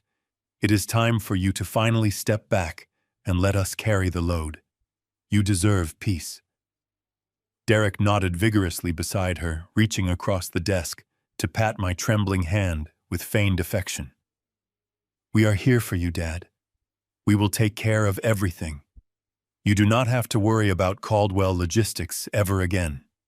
We will protect the legacy you and Mom built." The sheer audacity of his lie, spoken while holding my hand, sent a shockwave of cold fury straight through my core. He was talking about protecting a legacy he had already sold to the highest bidder. He was talking about honoring a mother whose dying days he had used as a convenient distraction for massive corporate theft. I swallowed the bile rising in my throat and forced myself to nod slowly, maintaining the illusion of absolute surrender. "Draw up the final papers," I instructed, letting my voice drop to a weary, defeated murmur. "Have the lawyers finalize the emergency handover. I will sign everything over to Chase. I want him to hold the title in the family trust, just like you asked. You and Derek can manage the daily operations. I just want it done quickly. I want this burden lifted before the end of the week." Monica's eyes widened with naked, unadulterated greed. The trap was springing shut exactly as she had designed it. She leaned forward eagerly, her manicured fingers gripping the edge of my mahogany desk. "We will have the documents finalized and ready for your signature by the Friday morning board meeting," she promised, her voice tight with barely contained excitement. "We can execute the transfer officially in front of the entire executive committee. It will be a smooth, seamless transition of power." Derek smiled, a weak, cowardly expression of relief washing over his pale face. "Thank you, Dad. This is the right decision. We will make you proud. I guarantee it." I let them stay for another 20 minutes, enduring their fake sympathy and their transparent attempts to reassure me. They spoke about the future of the company, about minor operational changes they planned to implement, carefully avoiding any mention of the $4.5 million hole they had blown in the employee pension fund. They were so utterly convinced of their own brilliance, so completely certain that they had successfully manipulated a grieving old man, that they did not notice the absolute predatory stillness lurking just beneath my trembling facade. They thought they were looking at a dying king handing over his crown. They did not realize they were looking at an executioner preparing the block. Finally, they stood up to leave, eager to finalize their treacherous legal paperwork. I walked them to the front door, maintaining my shuffling, defeated gait. Derek hugged me again, whispering empty promises of familial support. Monica offered a stiff, formal embrace, her mind clearly already racing ahead to the Friday board meeting. I watched them walk down the stone steps and climb into their expensive luxury SUV, a vehicle entirely funded by my hard work. I stood on the porch, wrapped in the cold night air, watching the red taillights of their car disappear down the dark, winding street. As soon as their vehicle vanished from sight, the fragile, trembling old man completely disappeared. I stood up perfectly straight, my shoulders squaring my spine, aligning with rigid, unyielding steel. The fake tremor in my hands vanished instantly, replaced by absolute rock-solid stability. I walked back inside the heavy oak door, slamming shut behind me with a decisive final thud. I strode purposefully down the hallway, the dim, melancholic lighting of the house no longer affecting me. I returned to my study, flipped on the bright overhead lights, and picked up my secure burner phone. I did not hesitate. I dialed a number I had memorized decades ago. The line rang twice before a sharp, authoritative voice answered. Victor Lang speaking. Victor was my personal corporate attorney. He was 55 years old, a brilliant, ruthless legal shark who had spent his entire career tearing rival companies apart in brutal court battles. He was a man who understood that true power was not wielded with a smile, but with a highly sharpened legal scalpel. Victor first said, my voice dropping its weary pretense, returning to the hard, commanding tone of the CEO who had built Caldwell Logistics. Cancel all your appointments for the rest of the week. I need you to draft a comprehensive dossier of termination and disinheritance. We have a massive systemic breach of trust, multiple counts of severe financial fraud, and a critical violation of the Diane Caldwell bloodline clause. There was a brief, sharp intake of breath on the other end of the line. Victor did not ask for unnecessary details. He recognized the tone. He knew exactly what this meant. Who are the targets, Richard? He asked, his voice entirely devoid of emotion, shifting instantly into a cold, tactical mindset. My son Derek, I replied, my voice steady as stone. My daughter-in-law Monica. And Bradley Jenkins. I paused, letting the names settle heavily into the digital connection.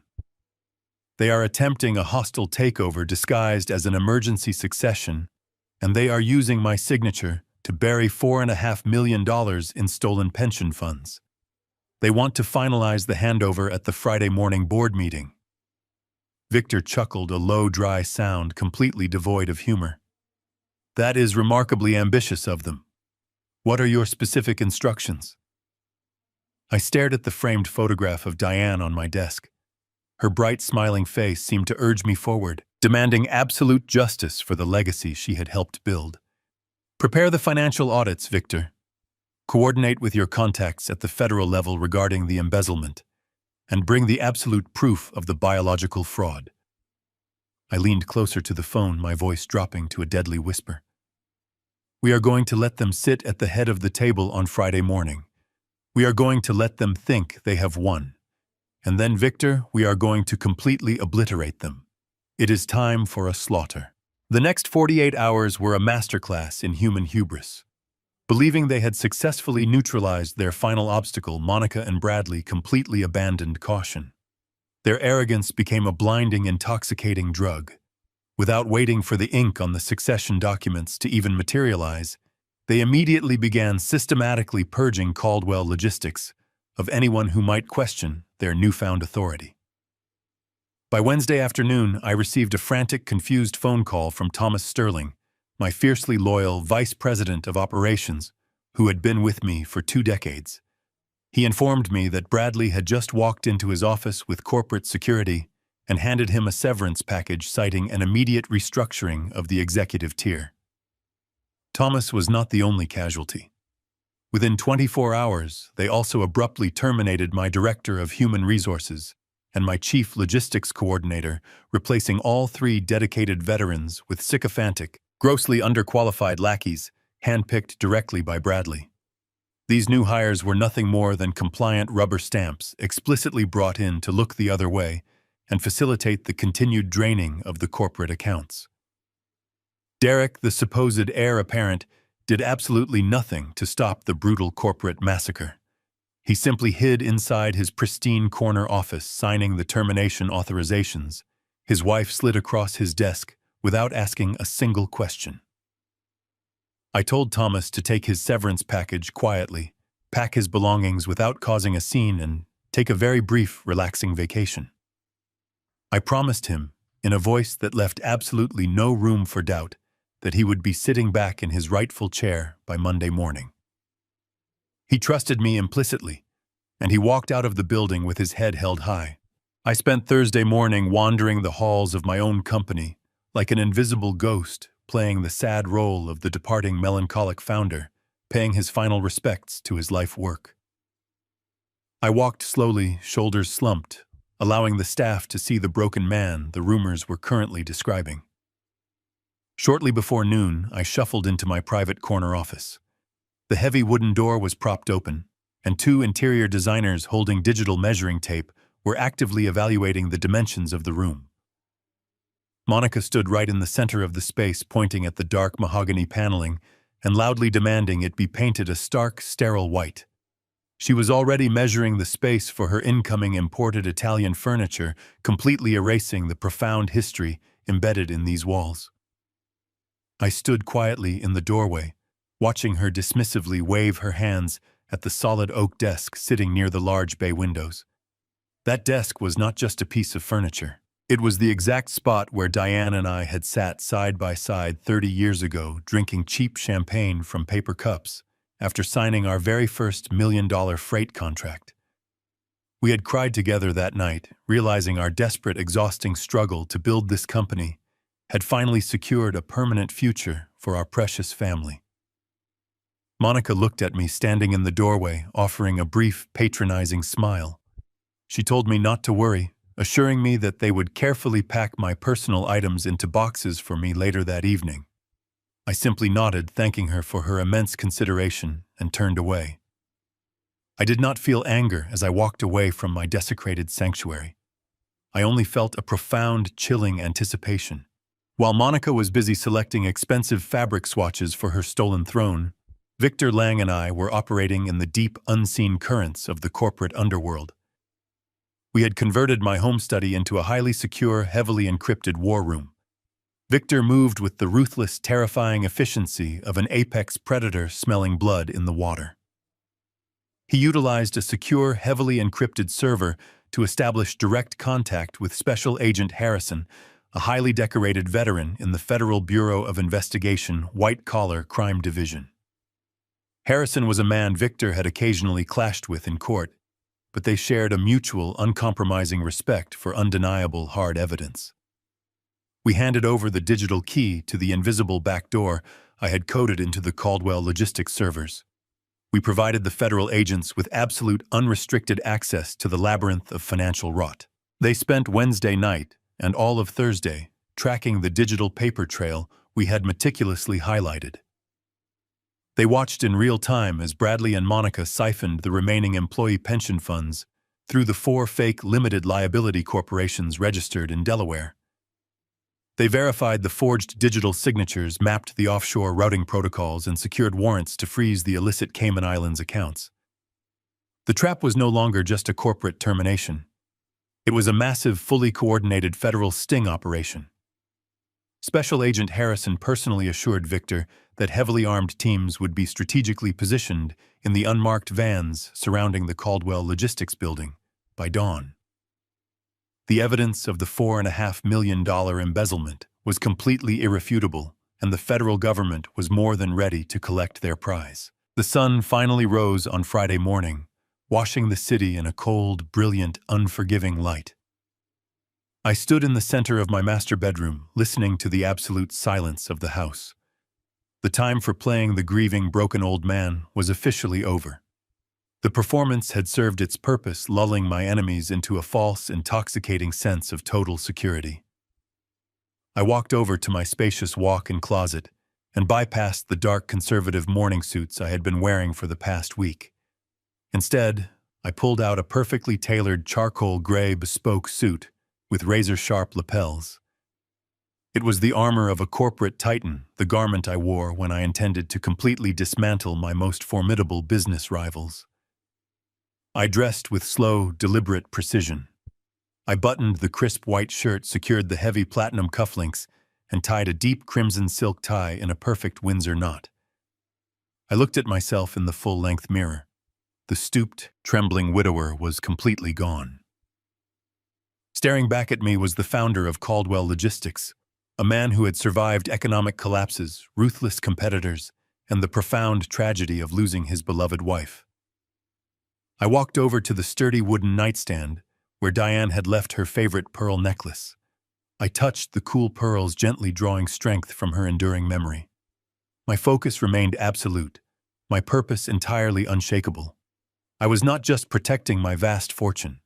I was defending the sacred honor of the woman who had sacrificed everything to build this magnificent empire alongside me. I turned away from this quiet bedroom and walked purposefully down the grand staircase, my footsteps echoing with a commanding rhythmic authority against the polished hardwood floors.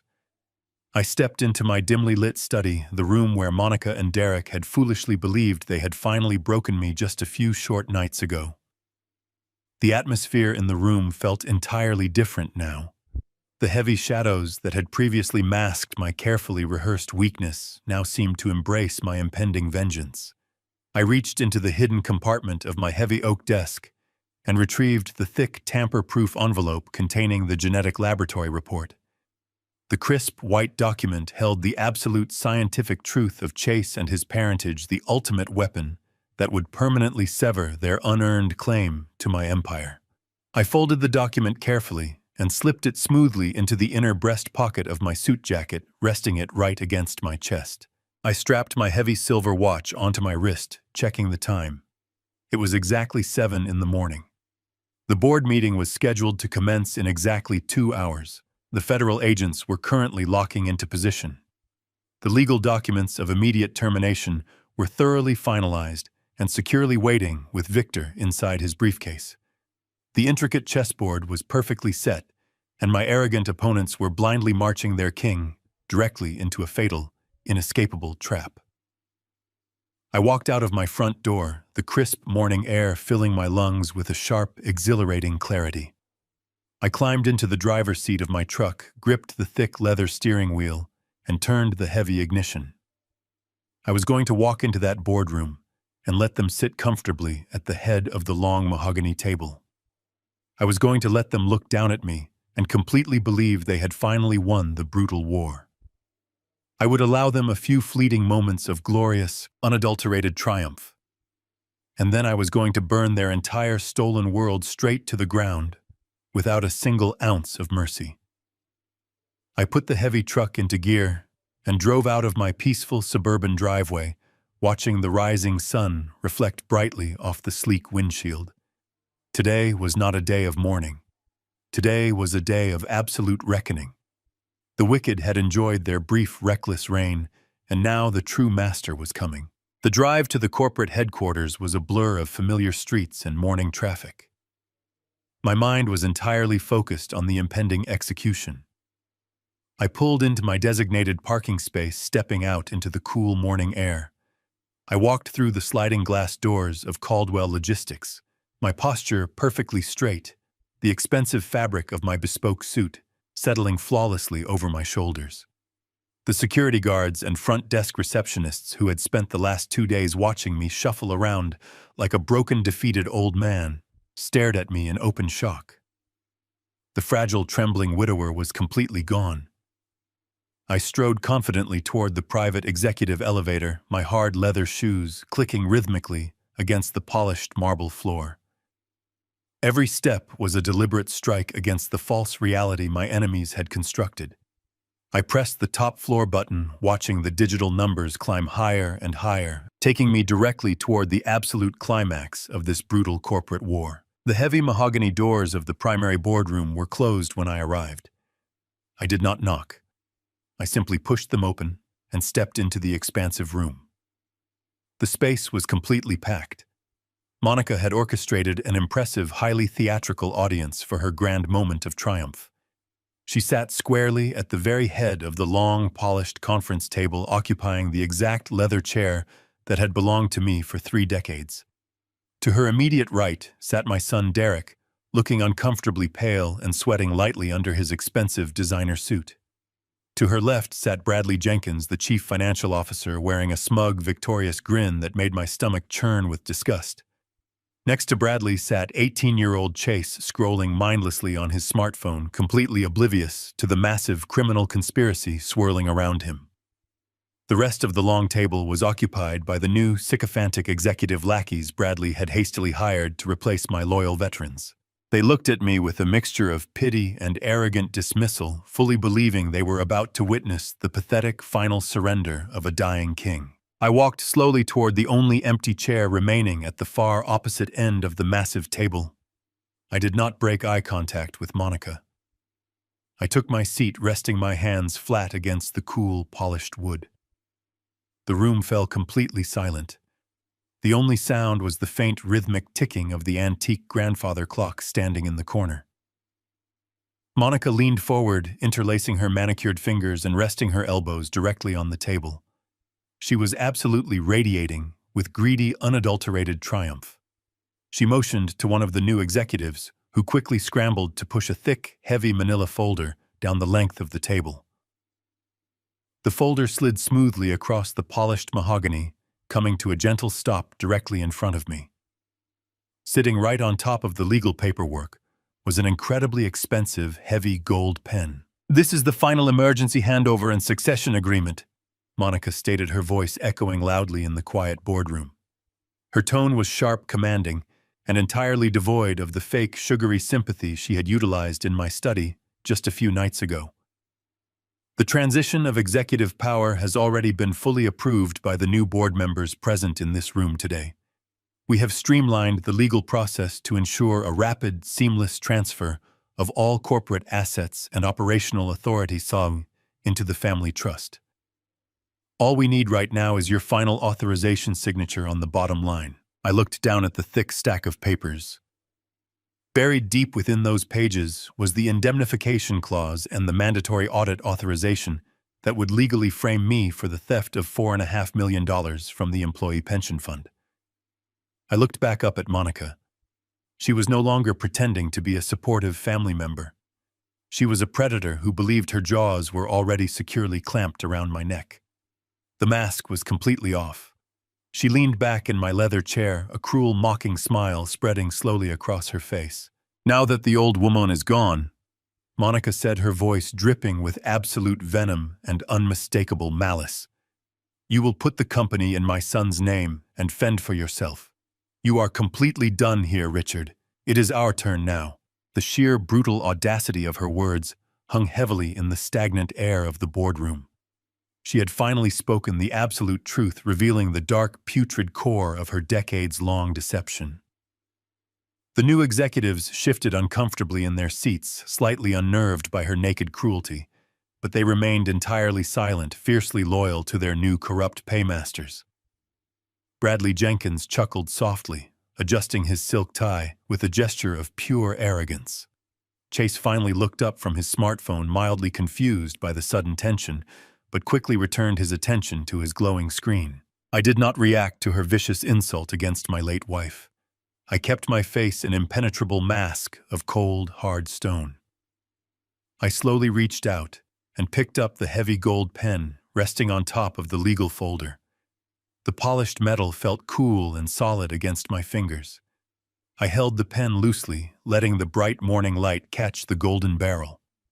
I turned my head and looked directly at Derek. This was the absolute final threshold.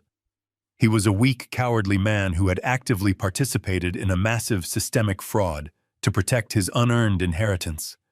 He had watched his wife insult the memory of his recently deceased mother. But he was still my son.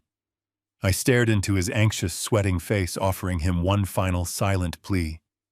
I was giving him a singular, fleeting opportunity to be a man, to speak up, to stop this madness, before the federal hammer came crashing down on his entire existence. I waited, holding the golden pen suspended in the quiet air. Derek swallowed hard, his Adam's apple bobbing sharply against his tight collar. He saw the intense, piercing question in my eyes. He knew exactly what I was silently asking him to do. For one brief, agonizing second, I saw a flicker of genuine hesitation cross his pale features. But the cowardice ran far too deep within his soul. The fear of losing his luxurious lifestyle completely overpowered any lingering shreds of his basic human decency. Derek actively chose his path. He broke eye contact, turning his head away from me and staring blankly down at his polished leather shoes. The betrayal was final. I slowly opened my fingers and released my grip on the gold pen. The metal cylinder dropped onto the mahogany table with a sharp clatter that echoed loudly through the silent boardroom. I leaned back comfortably in my chair, folding my hands together in my lap. I looked directly into Monica's expectant, arrogant eyes. "No," I said smoothly. Before she could even begin to process my absolute refusal, the heavy double doors of the boardroom violently swung wide open. Victor Lang strode inside, flanked by two stern-faced federal agents in dark windbreakers. The room's temperature instantly plummeted to an absolute freezing cold. Victor Lang did not pause to offer pleasantries. He did not introduce the two towering federal agents who stepped seamlessly into the room behind him, their dark windbreakers creating a stark contrast against the plush corporate surroundings. He moved with the precise, deeply calculated strides of a seasoned executioner, walking purposefully to the chopping block. The arrogant, triumphant smiles that had just been plastered across the confident faces of the newly appointed executive board members instantly vanished, replaced by a thick, suffocating wave of collective confusion. Victor ignored the row of empty chairs. He marched directly toward the head of the long, polished mahogany table, stopping just a few feet away from where Monica sat, frozen in my luxurious leather chair. He unclasped his sleek black leather briefcase, the sharp metallic snap slicing violently through the absolute heavy silence of the shocked room. He reached inside and slowly pulled out the thick, tamper-proof envelope containing the verified genetic laboratory report. With a smooth, practiced flick of his steady wrist, he tossed the crucial document onto the exact center of the polished wood. It slid smoothly across the reflective surface, coming to a sudden halt, directly between Monica and Derek. The crisp white paper looked innocuous, but I knew the massive truth it contained was about to brutally detonate their entire stolen reality. Victor buttoned his tailored suit jacket, his expression an impenetrable mask of pure, unyielding legal authority. Before anyone in the stunned room could gather their breath to ask a question, Victor spoke. His voice was a booming, resonant baritone that instantly commanded absolute attention and left absolutely no room for any cowardly interruption. "I am legally representing Richard Caldwell in all matters concerning the execution of the Diane Caldwell Trust and the corporate succession of Caldwell Logistics," he announced loudly, staring coldly and directly down at Monica. "The sealed document I have just placed before you is a completely legal binding and independently verified genetic analysis. It was highly expedited and officially certified by a premier independent medical laboratory less than 48 hours ago." Victor did not wait for their trembling hands to reach out and open it.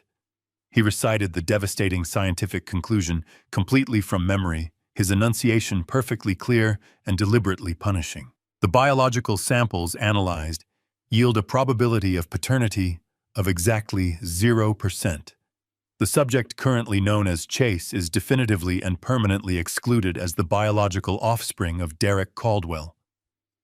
The heavy words hit the stagnant air of the grand boardroom like a massive physical shockwave. A profound, horrified gasp echoed loudly from the far side of the massive table. I looked past Bradley and saw 18-year-old Chase sitting completely rigid and paralyzed in his leather chair. He had finally dropped his precious smartphone onto the table. The healthy color drained entirely from his young face in an instant, leaving his skin a sickly, translucent, pale white. He slowly turned his head, looking directly at his mother, with wide, utterly terrified eyes, silently begging her to refute the impossible claim. Monica did not even look back at her heartbroken son. Her arrogant, beautifully constructed smirk had violently shattered into a hideous mask of pure, absolute, and undeniable panic. The confident, ruthless predator, who had just seconds ago ordered me to fend for myself, was instantly replaced by a cornered, pathetic, and desperate animal. Her mouth opened and closed silently, her perfectly manicured hands trembling violently as they hovered uselessly over the stark white envelope. She knew she was entirely caught, but her deceitful mind was still frantically trying to calculate a miraculous way out of the inescapable, perfectly designed trap. Sitting right beside her, Bradley Jenkins suddenly felt the crushing, suffocating weight of his new reality. The smug, profoundly victorious grin was completely wiped from his sweating face. He clearly recognized the undeniable presence of the federal agents, and his deep financial knowledge told him exactly what was currently happening to his grand criminal conspiracy. He placed his sweating hands flat on the mahogany table and desperately attempted to push his heavy chair backward, instinctively trying to flee the enclosed room or frantically attempting to reach his private office to desperately purge the incriminatory digital servers. He barely made it halfway to his shaking feet before one of the towering federal agents moved with absolutely terrifying speed. The agent stepped forward instantly and placed a massive, incredibly heavy hand firmly down onto Bradley's expensive shoulder, forcing the corrupt chief financial officer aggressively and painfully back into his leather seat. "Do not attempt to stand up, sir," the agent commanded sternly, his voice a low, gravelly, and dangerous threat that promised immediate, severe physical consequence if he dared to disobey the direct order. Victor Lang did not even bother to glance over at the physically struggling financial officer. He kept his cold, steely gaze locked entirely and punishingly on Monica. Under the strict, unyielding, and legally binding stipulations firmly established by the late Diane Caldwell, he explained smoothly, his powerful voice cutting effortlessly through the rising, palpable panic filling the room. The legal transfer of any massive corporate assets, executive operational powers, or extensive financial holdings is strictly, exclusively, and permanently bound to the direct, verifiable biological heirs of the Caldwell bloodline. There are absolutely no exceptions whatsoever, there are no hidden legal loopholes to exploit, and there are certainly no alternative interpretations of this foundational family trust document. Victor deliberately stepped closer to the edge of the table, leaning forward slightly, to ensure his next carefully chosen words carried the full, devastating, and inescapable weight of the American legal system. Because you have actively and maliciously engaged in a massive systemic biological fraud designed to falsely present this young man as a legitimate bloodline heir. The emergency handover and succession agreement currently sitting on this table is completely null and void. The entire corporate transfer process is legally terminated effectively immediately. You have absolutely no legal standing in this company, you possess no executive operational authority, and you have absolutely no valid claim to a single solitary penny of the vast Caldwell family fortune. You are entirely stripped of all corporate and familial power right here and right now. The brilliant legal checkmate executed by Victor was absolute, completely flawless, and utterly wonderfully unforgiving. The heavy, oppressive silence following Victor's declaration was absolutely suffocating. Derek shot up from his leather chair like a man violently electrocuted, His pale face was a constructed mask of theatrical outrage, his voice pitching high with a forced display of personal betrayal. He pointed a shaking finger at his terrified wife, his eyes wide with performed disbelief. "How could you do this to me, Monica?" he yelled frantically. "You made me raise another man's son. You used me to maliciously steal from my own family." He desperately wanted the tough federal agents and me to believe he was entirely innocent of the grand deception. He turned toward me, his hands raised in a pathetic gesture of pleading surrender, fake tears welling up in his cowardly eyes. But I reached down and unlatched the heavy brass buckles of my leather briefcase. I was absolutely not done with him yet. I pulled the leather flap of my briefcase back, and the sound of the brass buckles snapping open, echoing sharply through the boardroom. Derek was still standing across from me, his hands held up in a theatrical display of innocent devastation. He squeezed his eyes tightly shut, forcing miserable tears to leak down his pale cheeks. He was waiting for me to comfort him. He was waiting for his grieving father to rush forward and embrace the poor deceived son. I did not move toward him. Instead, I reached deep into the interior of my briefcase and pulled out the heavy manila dossier that Robert Sanchez had handed me in that dingy roadside diner. I pulled the specific highlighted document from the top of the stack. It was the printed email from exactly 10 years ago, the indisputable digital record of his absolute moral bankruptcy. I did not simply hand it to him. I drew my arm back and threw the crisp paper directly at his chest. The document struck his designer suit and fluttered to the polished mahogany table, coming to rest right next to the damning genetic laboratory report. "Do not dare play the victim with me," I said, my voice dropping into a deadly gravelly whisper that projected to every single corner of the massive room. "You are a coward. You knew you were completely sterile. You have known for 10 long years, and you sold your own mother's sacred honor for a pathetic monthly paycheck." Derek looked down at the highlighted piece of paper resting on the wood. His fake tears stopped instantly, completely drying up, as if a faucet had been violently wrenched shut. He recognized the heavy black text. He recognized his own private email address printed clearly at the top of the page. The last remaining drops of blood drained entirely from his face, leaving his skin an ashen, sickly gray. Victor Lang, never one to let a dramatic legal moment pass unexploited, leaned forward and tapped the document with a long finger. He read the most devastating lines aloud for the entire executive board to hear. He recited Derek's own pathetic words, exposing how the childhood infection had rendered him permanently infertile, and how he had actively conspired with Monica to deceive Diane just to secure his place in the family trust. The absolute disgusting truth hung heavily in the air. Derek did not attempt to deny it. He did not try to scream that the document was a forgery. His knees gave out beneath him. He collapsed back into his leather chair, the fight completely draining out of his weak, pampered body. He buried his face in his trembling hands and began to weep. It was not the fake, manipulative crying from a few moments ago. It was the ugly, visceral sobbing of a man who realized his entire life had just been permanently destroyed. "Dad, please," he choked out between heavy, racking sobs. "I was terrified. She made me do it. She told me Mom would cut me off completely and leave me with absolutely nothing." He blindly pointed a shaking finger toward his wife, desperately trying to shift the massive weight of the blame. Monica turned her head and glared at him with absolute, unadulterated disgust. "Do not dare try to pin your pathetic cowardice on me," she screamed, her voice cracking with furious panic. "You gladly took the money. You happily lived in the giant mansion and drove the luxury cars.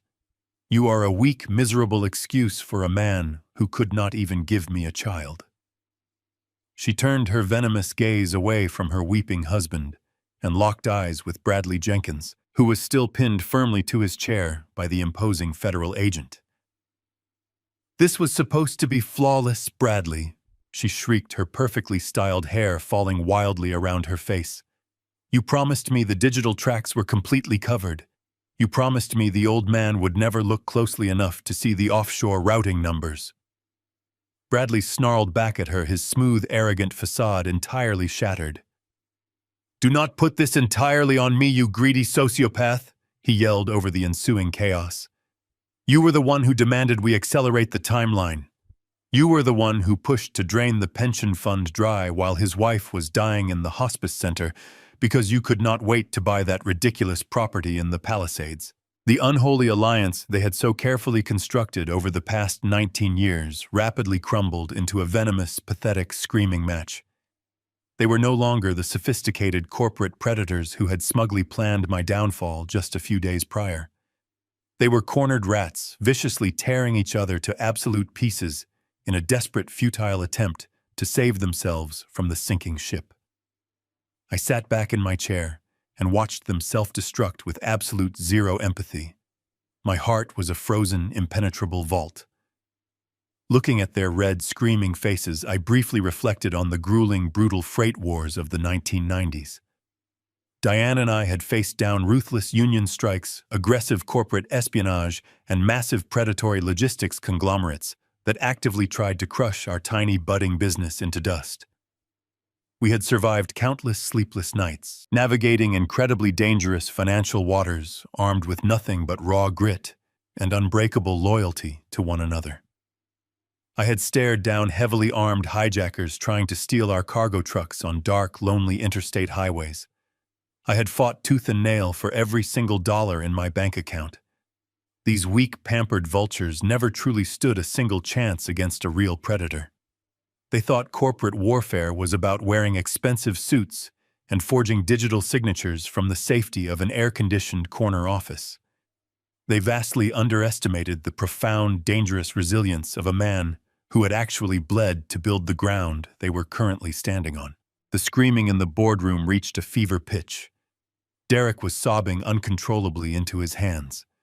Monica was hysterically attempting to hurl a glass pitcher at Bradley, who was loudly demanding legal representation while cursing her name. The newly appointed executive board members, the very people Bradley hired 2 days ago to act as compliant rubber stamps for their embezzlement scheme, sat frozen in total, stunned silence. They watched their brief, lucrative careers evaporate before their eyes. 18-year-old Chase simply stared at the chaotic scene, his mouth hanging open, as he slowly realized his entire identity, his immense wealth, and his family history were nothing more than a highly calculated illusion. I did not feel a single ounce of pity for any of them. The destruction of their carefully built lie was a necessary cleansing. I looked toward the head of the table and gave a single nod. The federal agents stepped forward, their handcuffs gleaming brightly in the light. "Bradley Jenkins."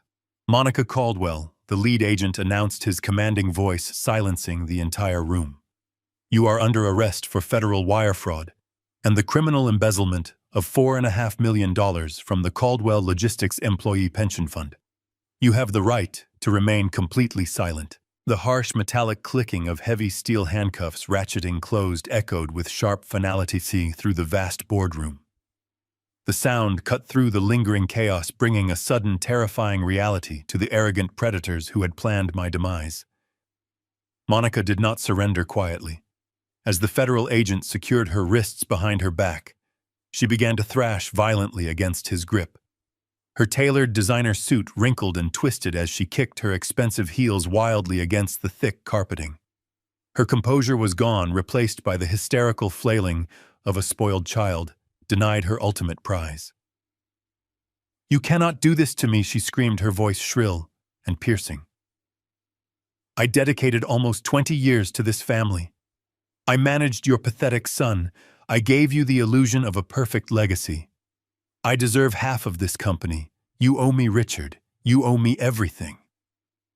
I watched her performance with absolute, unblinking detachment.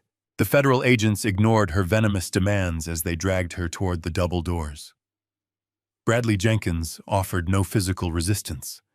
The overwhelming weight of the federal indictment had crushed whatever arrogance he possessed. He hung his head low, his face pale white, his silk tie hanging crookedly. He walked out in humiliating silence, a defeated man who understood his fraud had just cost him his life. The mahogany doors swung shut, cutting off Monica's fading screams. The sudden absence of their aggressive voices left a suffocating stillness. The newly appointed executive board members quietly gathered their briefcases and scrambled out the side doors. I did not bother to stop them. They were merely symptoms, and I was focused on excising the root. I slowly turned my gaze back toward the head of the long table. Derek remained slumped in his chair, his hands covering his face, his shoulders shaking with quiet, pathetic sobs. He had watched his wife being dragged away and had done nothing to defend her or himself. I reached into my briefcase one final time. I pulled out a single sheet of legal paper embossed with the official seal of Victor Lang's law firm.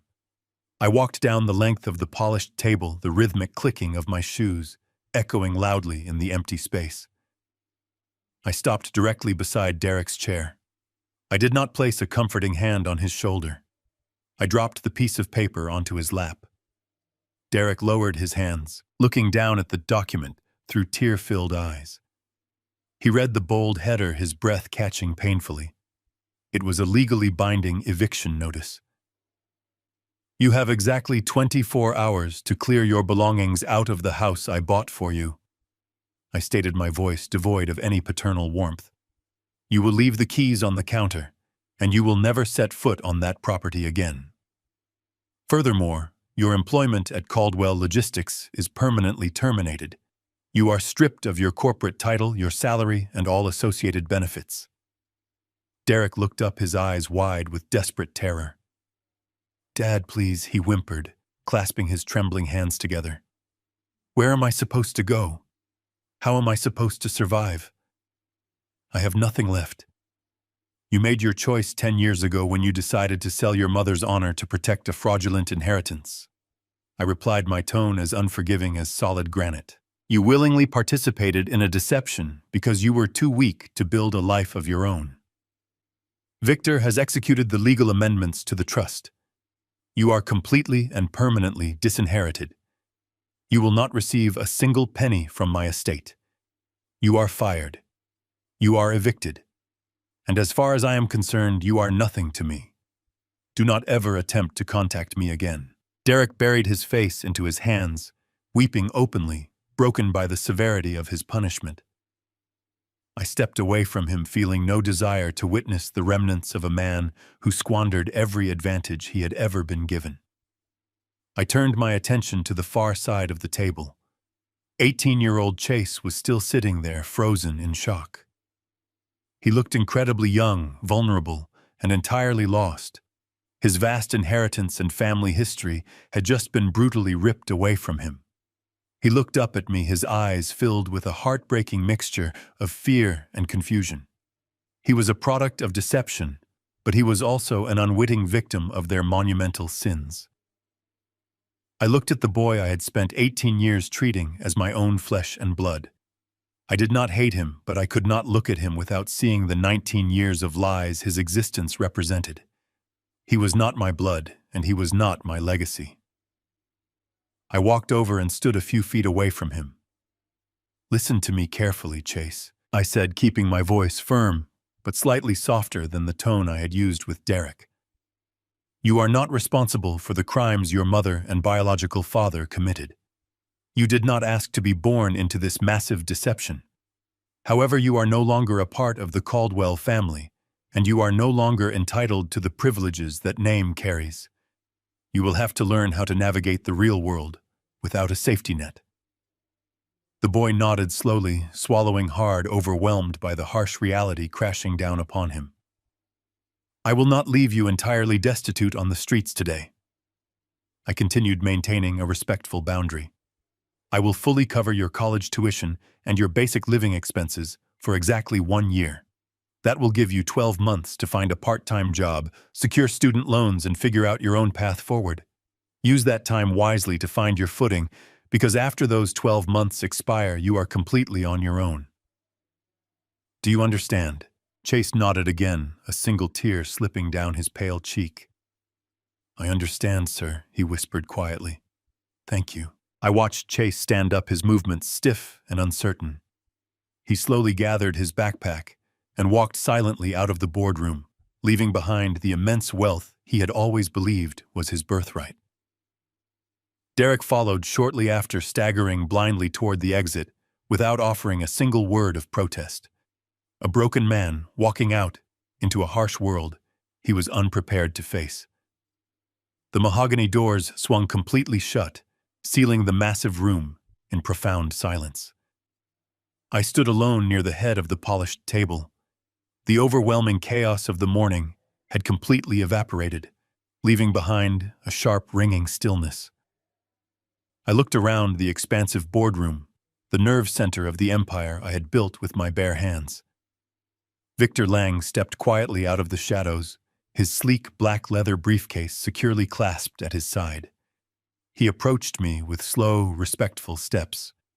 "It is done, Richard," Victor said quietly, his voice a steady, grounding presence in the quiet room. "The malignant cancer has been surgically cut out of your company." I took a deep breath, feeling the suffocating weight of the past 19 years finally lift from my shoulders. "Yes, Victor, the cancer is finally gone," I replied, my voice steady and resolute, as I prepared to face the future. "But the empire still needs to be rebuilt." 6 months passed since the storm tore through the polished halls of Caldwell Logistics. The relentless wheels of federal justice moved with an agonizingly slow but ultimately devastating certainty. I sat quietly in the heavy oak pews of the federal courthouse, watching the final chapter of Monica and Bradley's monumental arrogance come to a decisive and permanent end. The presiding judge, a stern man with zero tolerance for corporate predators, delivered a blistering reprimand that echoed loudly through the silent courtroom. Monica and Bradley were both sentenced to 15 years in a maximum security federal penitentiary for massive wire fraud and grand embezzlement. Monica did not scream or thrash this time. She stood completely frozen, her once flawless designer wardrobe replaced by the stark, humiliating reality of a standard prison uniform. The luxurious, pampered life she had spent nearly 2 decades lying and manipulating to secure had violently evaporated into thin air. Bradley stood beside her, a hollow, defeated shell of the slick financial officer he used to be. They were marched out of the courtroom in heavy iron chains, permanently exiled from the opulent world they had tried to steal from me. My son Derek faced a very different yet equally crushing kind of prison. Completely cut off from the vast Caldwell wealth and abruptly stripped of the lavish lifestyle he had grown so incredibly accustomed to, he experienced a brutal, unforgiving crash into reality. I hired an independent private investigator to check on him exactly once, simply to ensure the eviction and disinheritance had been fully executed. The report was pathetic, yet entirely fitting for a man who had sold his mother's honor for a comfortable paycheck. Derek was living in a cramped, noisy apartment complex on the less desirable side of the city, struggling to make ends meet by working a grueling minimum-wage retail job at a local home improvement store. He spent his days wearing a cheap polyester vest, answering to managers half his age and stocking heavy shelves for a meager hourly wage. He had finally been forced to learn the true value of a hard-earned dollar, a lesson Diane and I had desperately tried to teach him decades ago. I felt absolutely no pity for his current miserable circumstances. He was simply reaping the barren harvest of the deceitful seeds he had willingly sown. While the architects of my attempted destruction faced their grim new realities, I focused all of my formidable energy on repairing the profound damage they had inflicted upon my life's work. The recovery of Caldwell Logistics was not a simple or easy task, but I approached it with the same relentless driving determination that had allowed me to build the empire from a single rusty truck. My very first executive action was to personally contact Thomas Sterling and the other deeply loyal senior executives who had been unceremoniously fired during Monica's brief, arrogant reign of terror. I invited them back to the corporate headquarters, offering them their former positions, along with substantial financial bonuses and sincere, heartfelt apologies for the chaotic disruption they had endured. They returned without a single moment of hesitation, stepping seamlessly back into their roles and helping me stabilize the rocking ship. Together, we worked tirelessly alongside Special Agent Harrison and the federal investigative team to trace every single stolen penny through the complex labyrinth of offshore routing protocols. The process was tedious and incredibly complex, but Victor Lang's brilliant legal maneuvering ensured the frozen Cayman Islands accounts were swiftly repatriated back to American soil. The $4.5 million that had been maliciously siphoned away by Bradley and Monica was successfully recovered in its entirety. I personally oversaw the direct transfer of those funds back into the employee pension accounts, guaranteeing that the hard-working men and women who formed the very backbone of Caldwell Logistics would not lose a single fraction of their rightful retirement security. I held a company-wide meeting the morning the funds were fully restored, standing before hundreds of my dedicated employees to ensure them that the storm had officially passed and that their futures were completely safe. Looking out at the sea of relieved faces, I felt the heavy, suffocating darkness of the past 6 months finally begin to lift from my weary shoulders. The malignant cancer had been aggressively and permanently cut out, and the healing process was progressing beautifully. The ultimate restoration of my company, however, required much more than just balancing the financial ledgers and rehiring the loyal staff. It required a profound structural change to the very foundation of the Caldwell legacy. I needed to ensure that the monumental greed that had poisoned my own family could never again threaten the magnificent empire Diane and I had sacrificed everything to create. On a crisp, beautifully clear Tuesday morning, I rode the private elevator up to the roof of the Caldwell Logistics headquarters. The expansive rooftop offered a breathtaking panoramic view of the sprawling city skyline, a vibrant, bustling metropolis that my delivery trucks navigated every single day. The cold morning wind whipped sharply at my tailored suit jacket, but I felt a deep, radiating warmth blooming steadily within my chest. Victor Lang stood quietly beside me, holding a thick, leather-bound portfolio containing the finalized legal documents that would permanently reshape my vast fortune. I reached out and took the heavy gold pen he offered me. I did not hesitate. I placed the documents on a small glass table we had brought up to the roof and began to sign my name with smooth, decisive strokes. I was officially executing a brand new, unbreakable trust agreement. 50% of my entire personal wealth and corporate holdings were instantly transferred into the newly established Diane Caldwell Scholarship Fund. It was a massive philanthropic initiative, explicitly designed to provide full, unrestricted university scholarships and comprehensive living stipends to brilliant, underprivileged youth who possessed the raw ambition to succeed but lacked the financial resources to achieve their dreams. Diane had always believed in the transformative power of education and the undeniable value of an honest, hard-working spirit. This fund would immortalize her beautiful memory, ensuring her name was forever associated with profound generosity, rather than the sickening greed of our former daughter-in-law. The remaining 50% of the company was irrevocably placed into an employee stock ownership program. The immense wealth of Caldwell Logistics would not be handed down to an entitled, ungrateful heir. It would be systematically distributed among the dedicated truck drivers, the exhausted warehouse managers, and the loyal executives who had actually bled to build this place alongside me. They were the true custodians of my empire, and they deserved to reap the magnificent rewards of their own unwavering dedication. I stood near the very edge of the tall rooftop looking out over the endless city. Family is not defined by blood, and it certainly is not defined by a simple marriage certificate. It is defined by absolute, unwavering loyalty. A lone wolf might lose his mate, but he never, ever loses his teeth. And I just bit back. The world slowly faded to a quiet, peaceful black.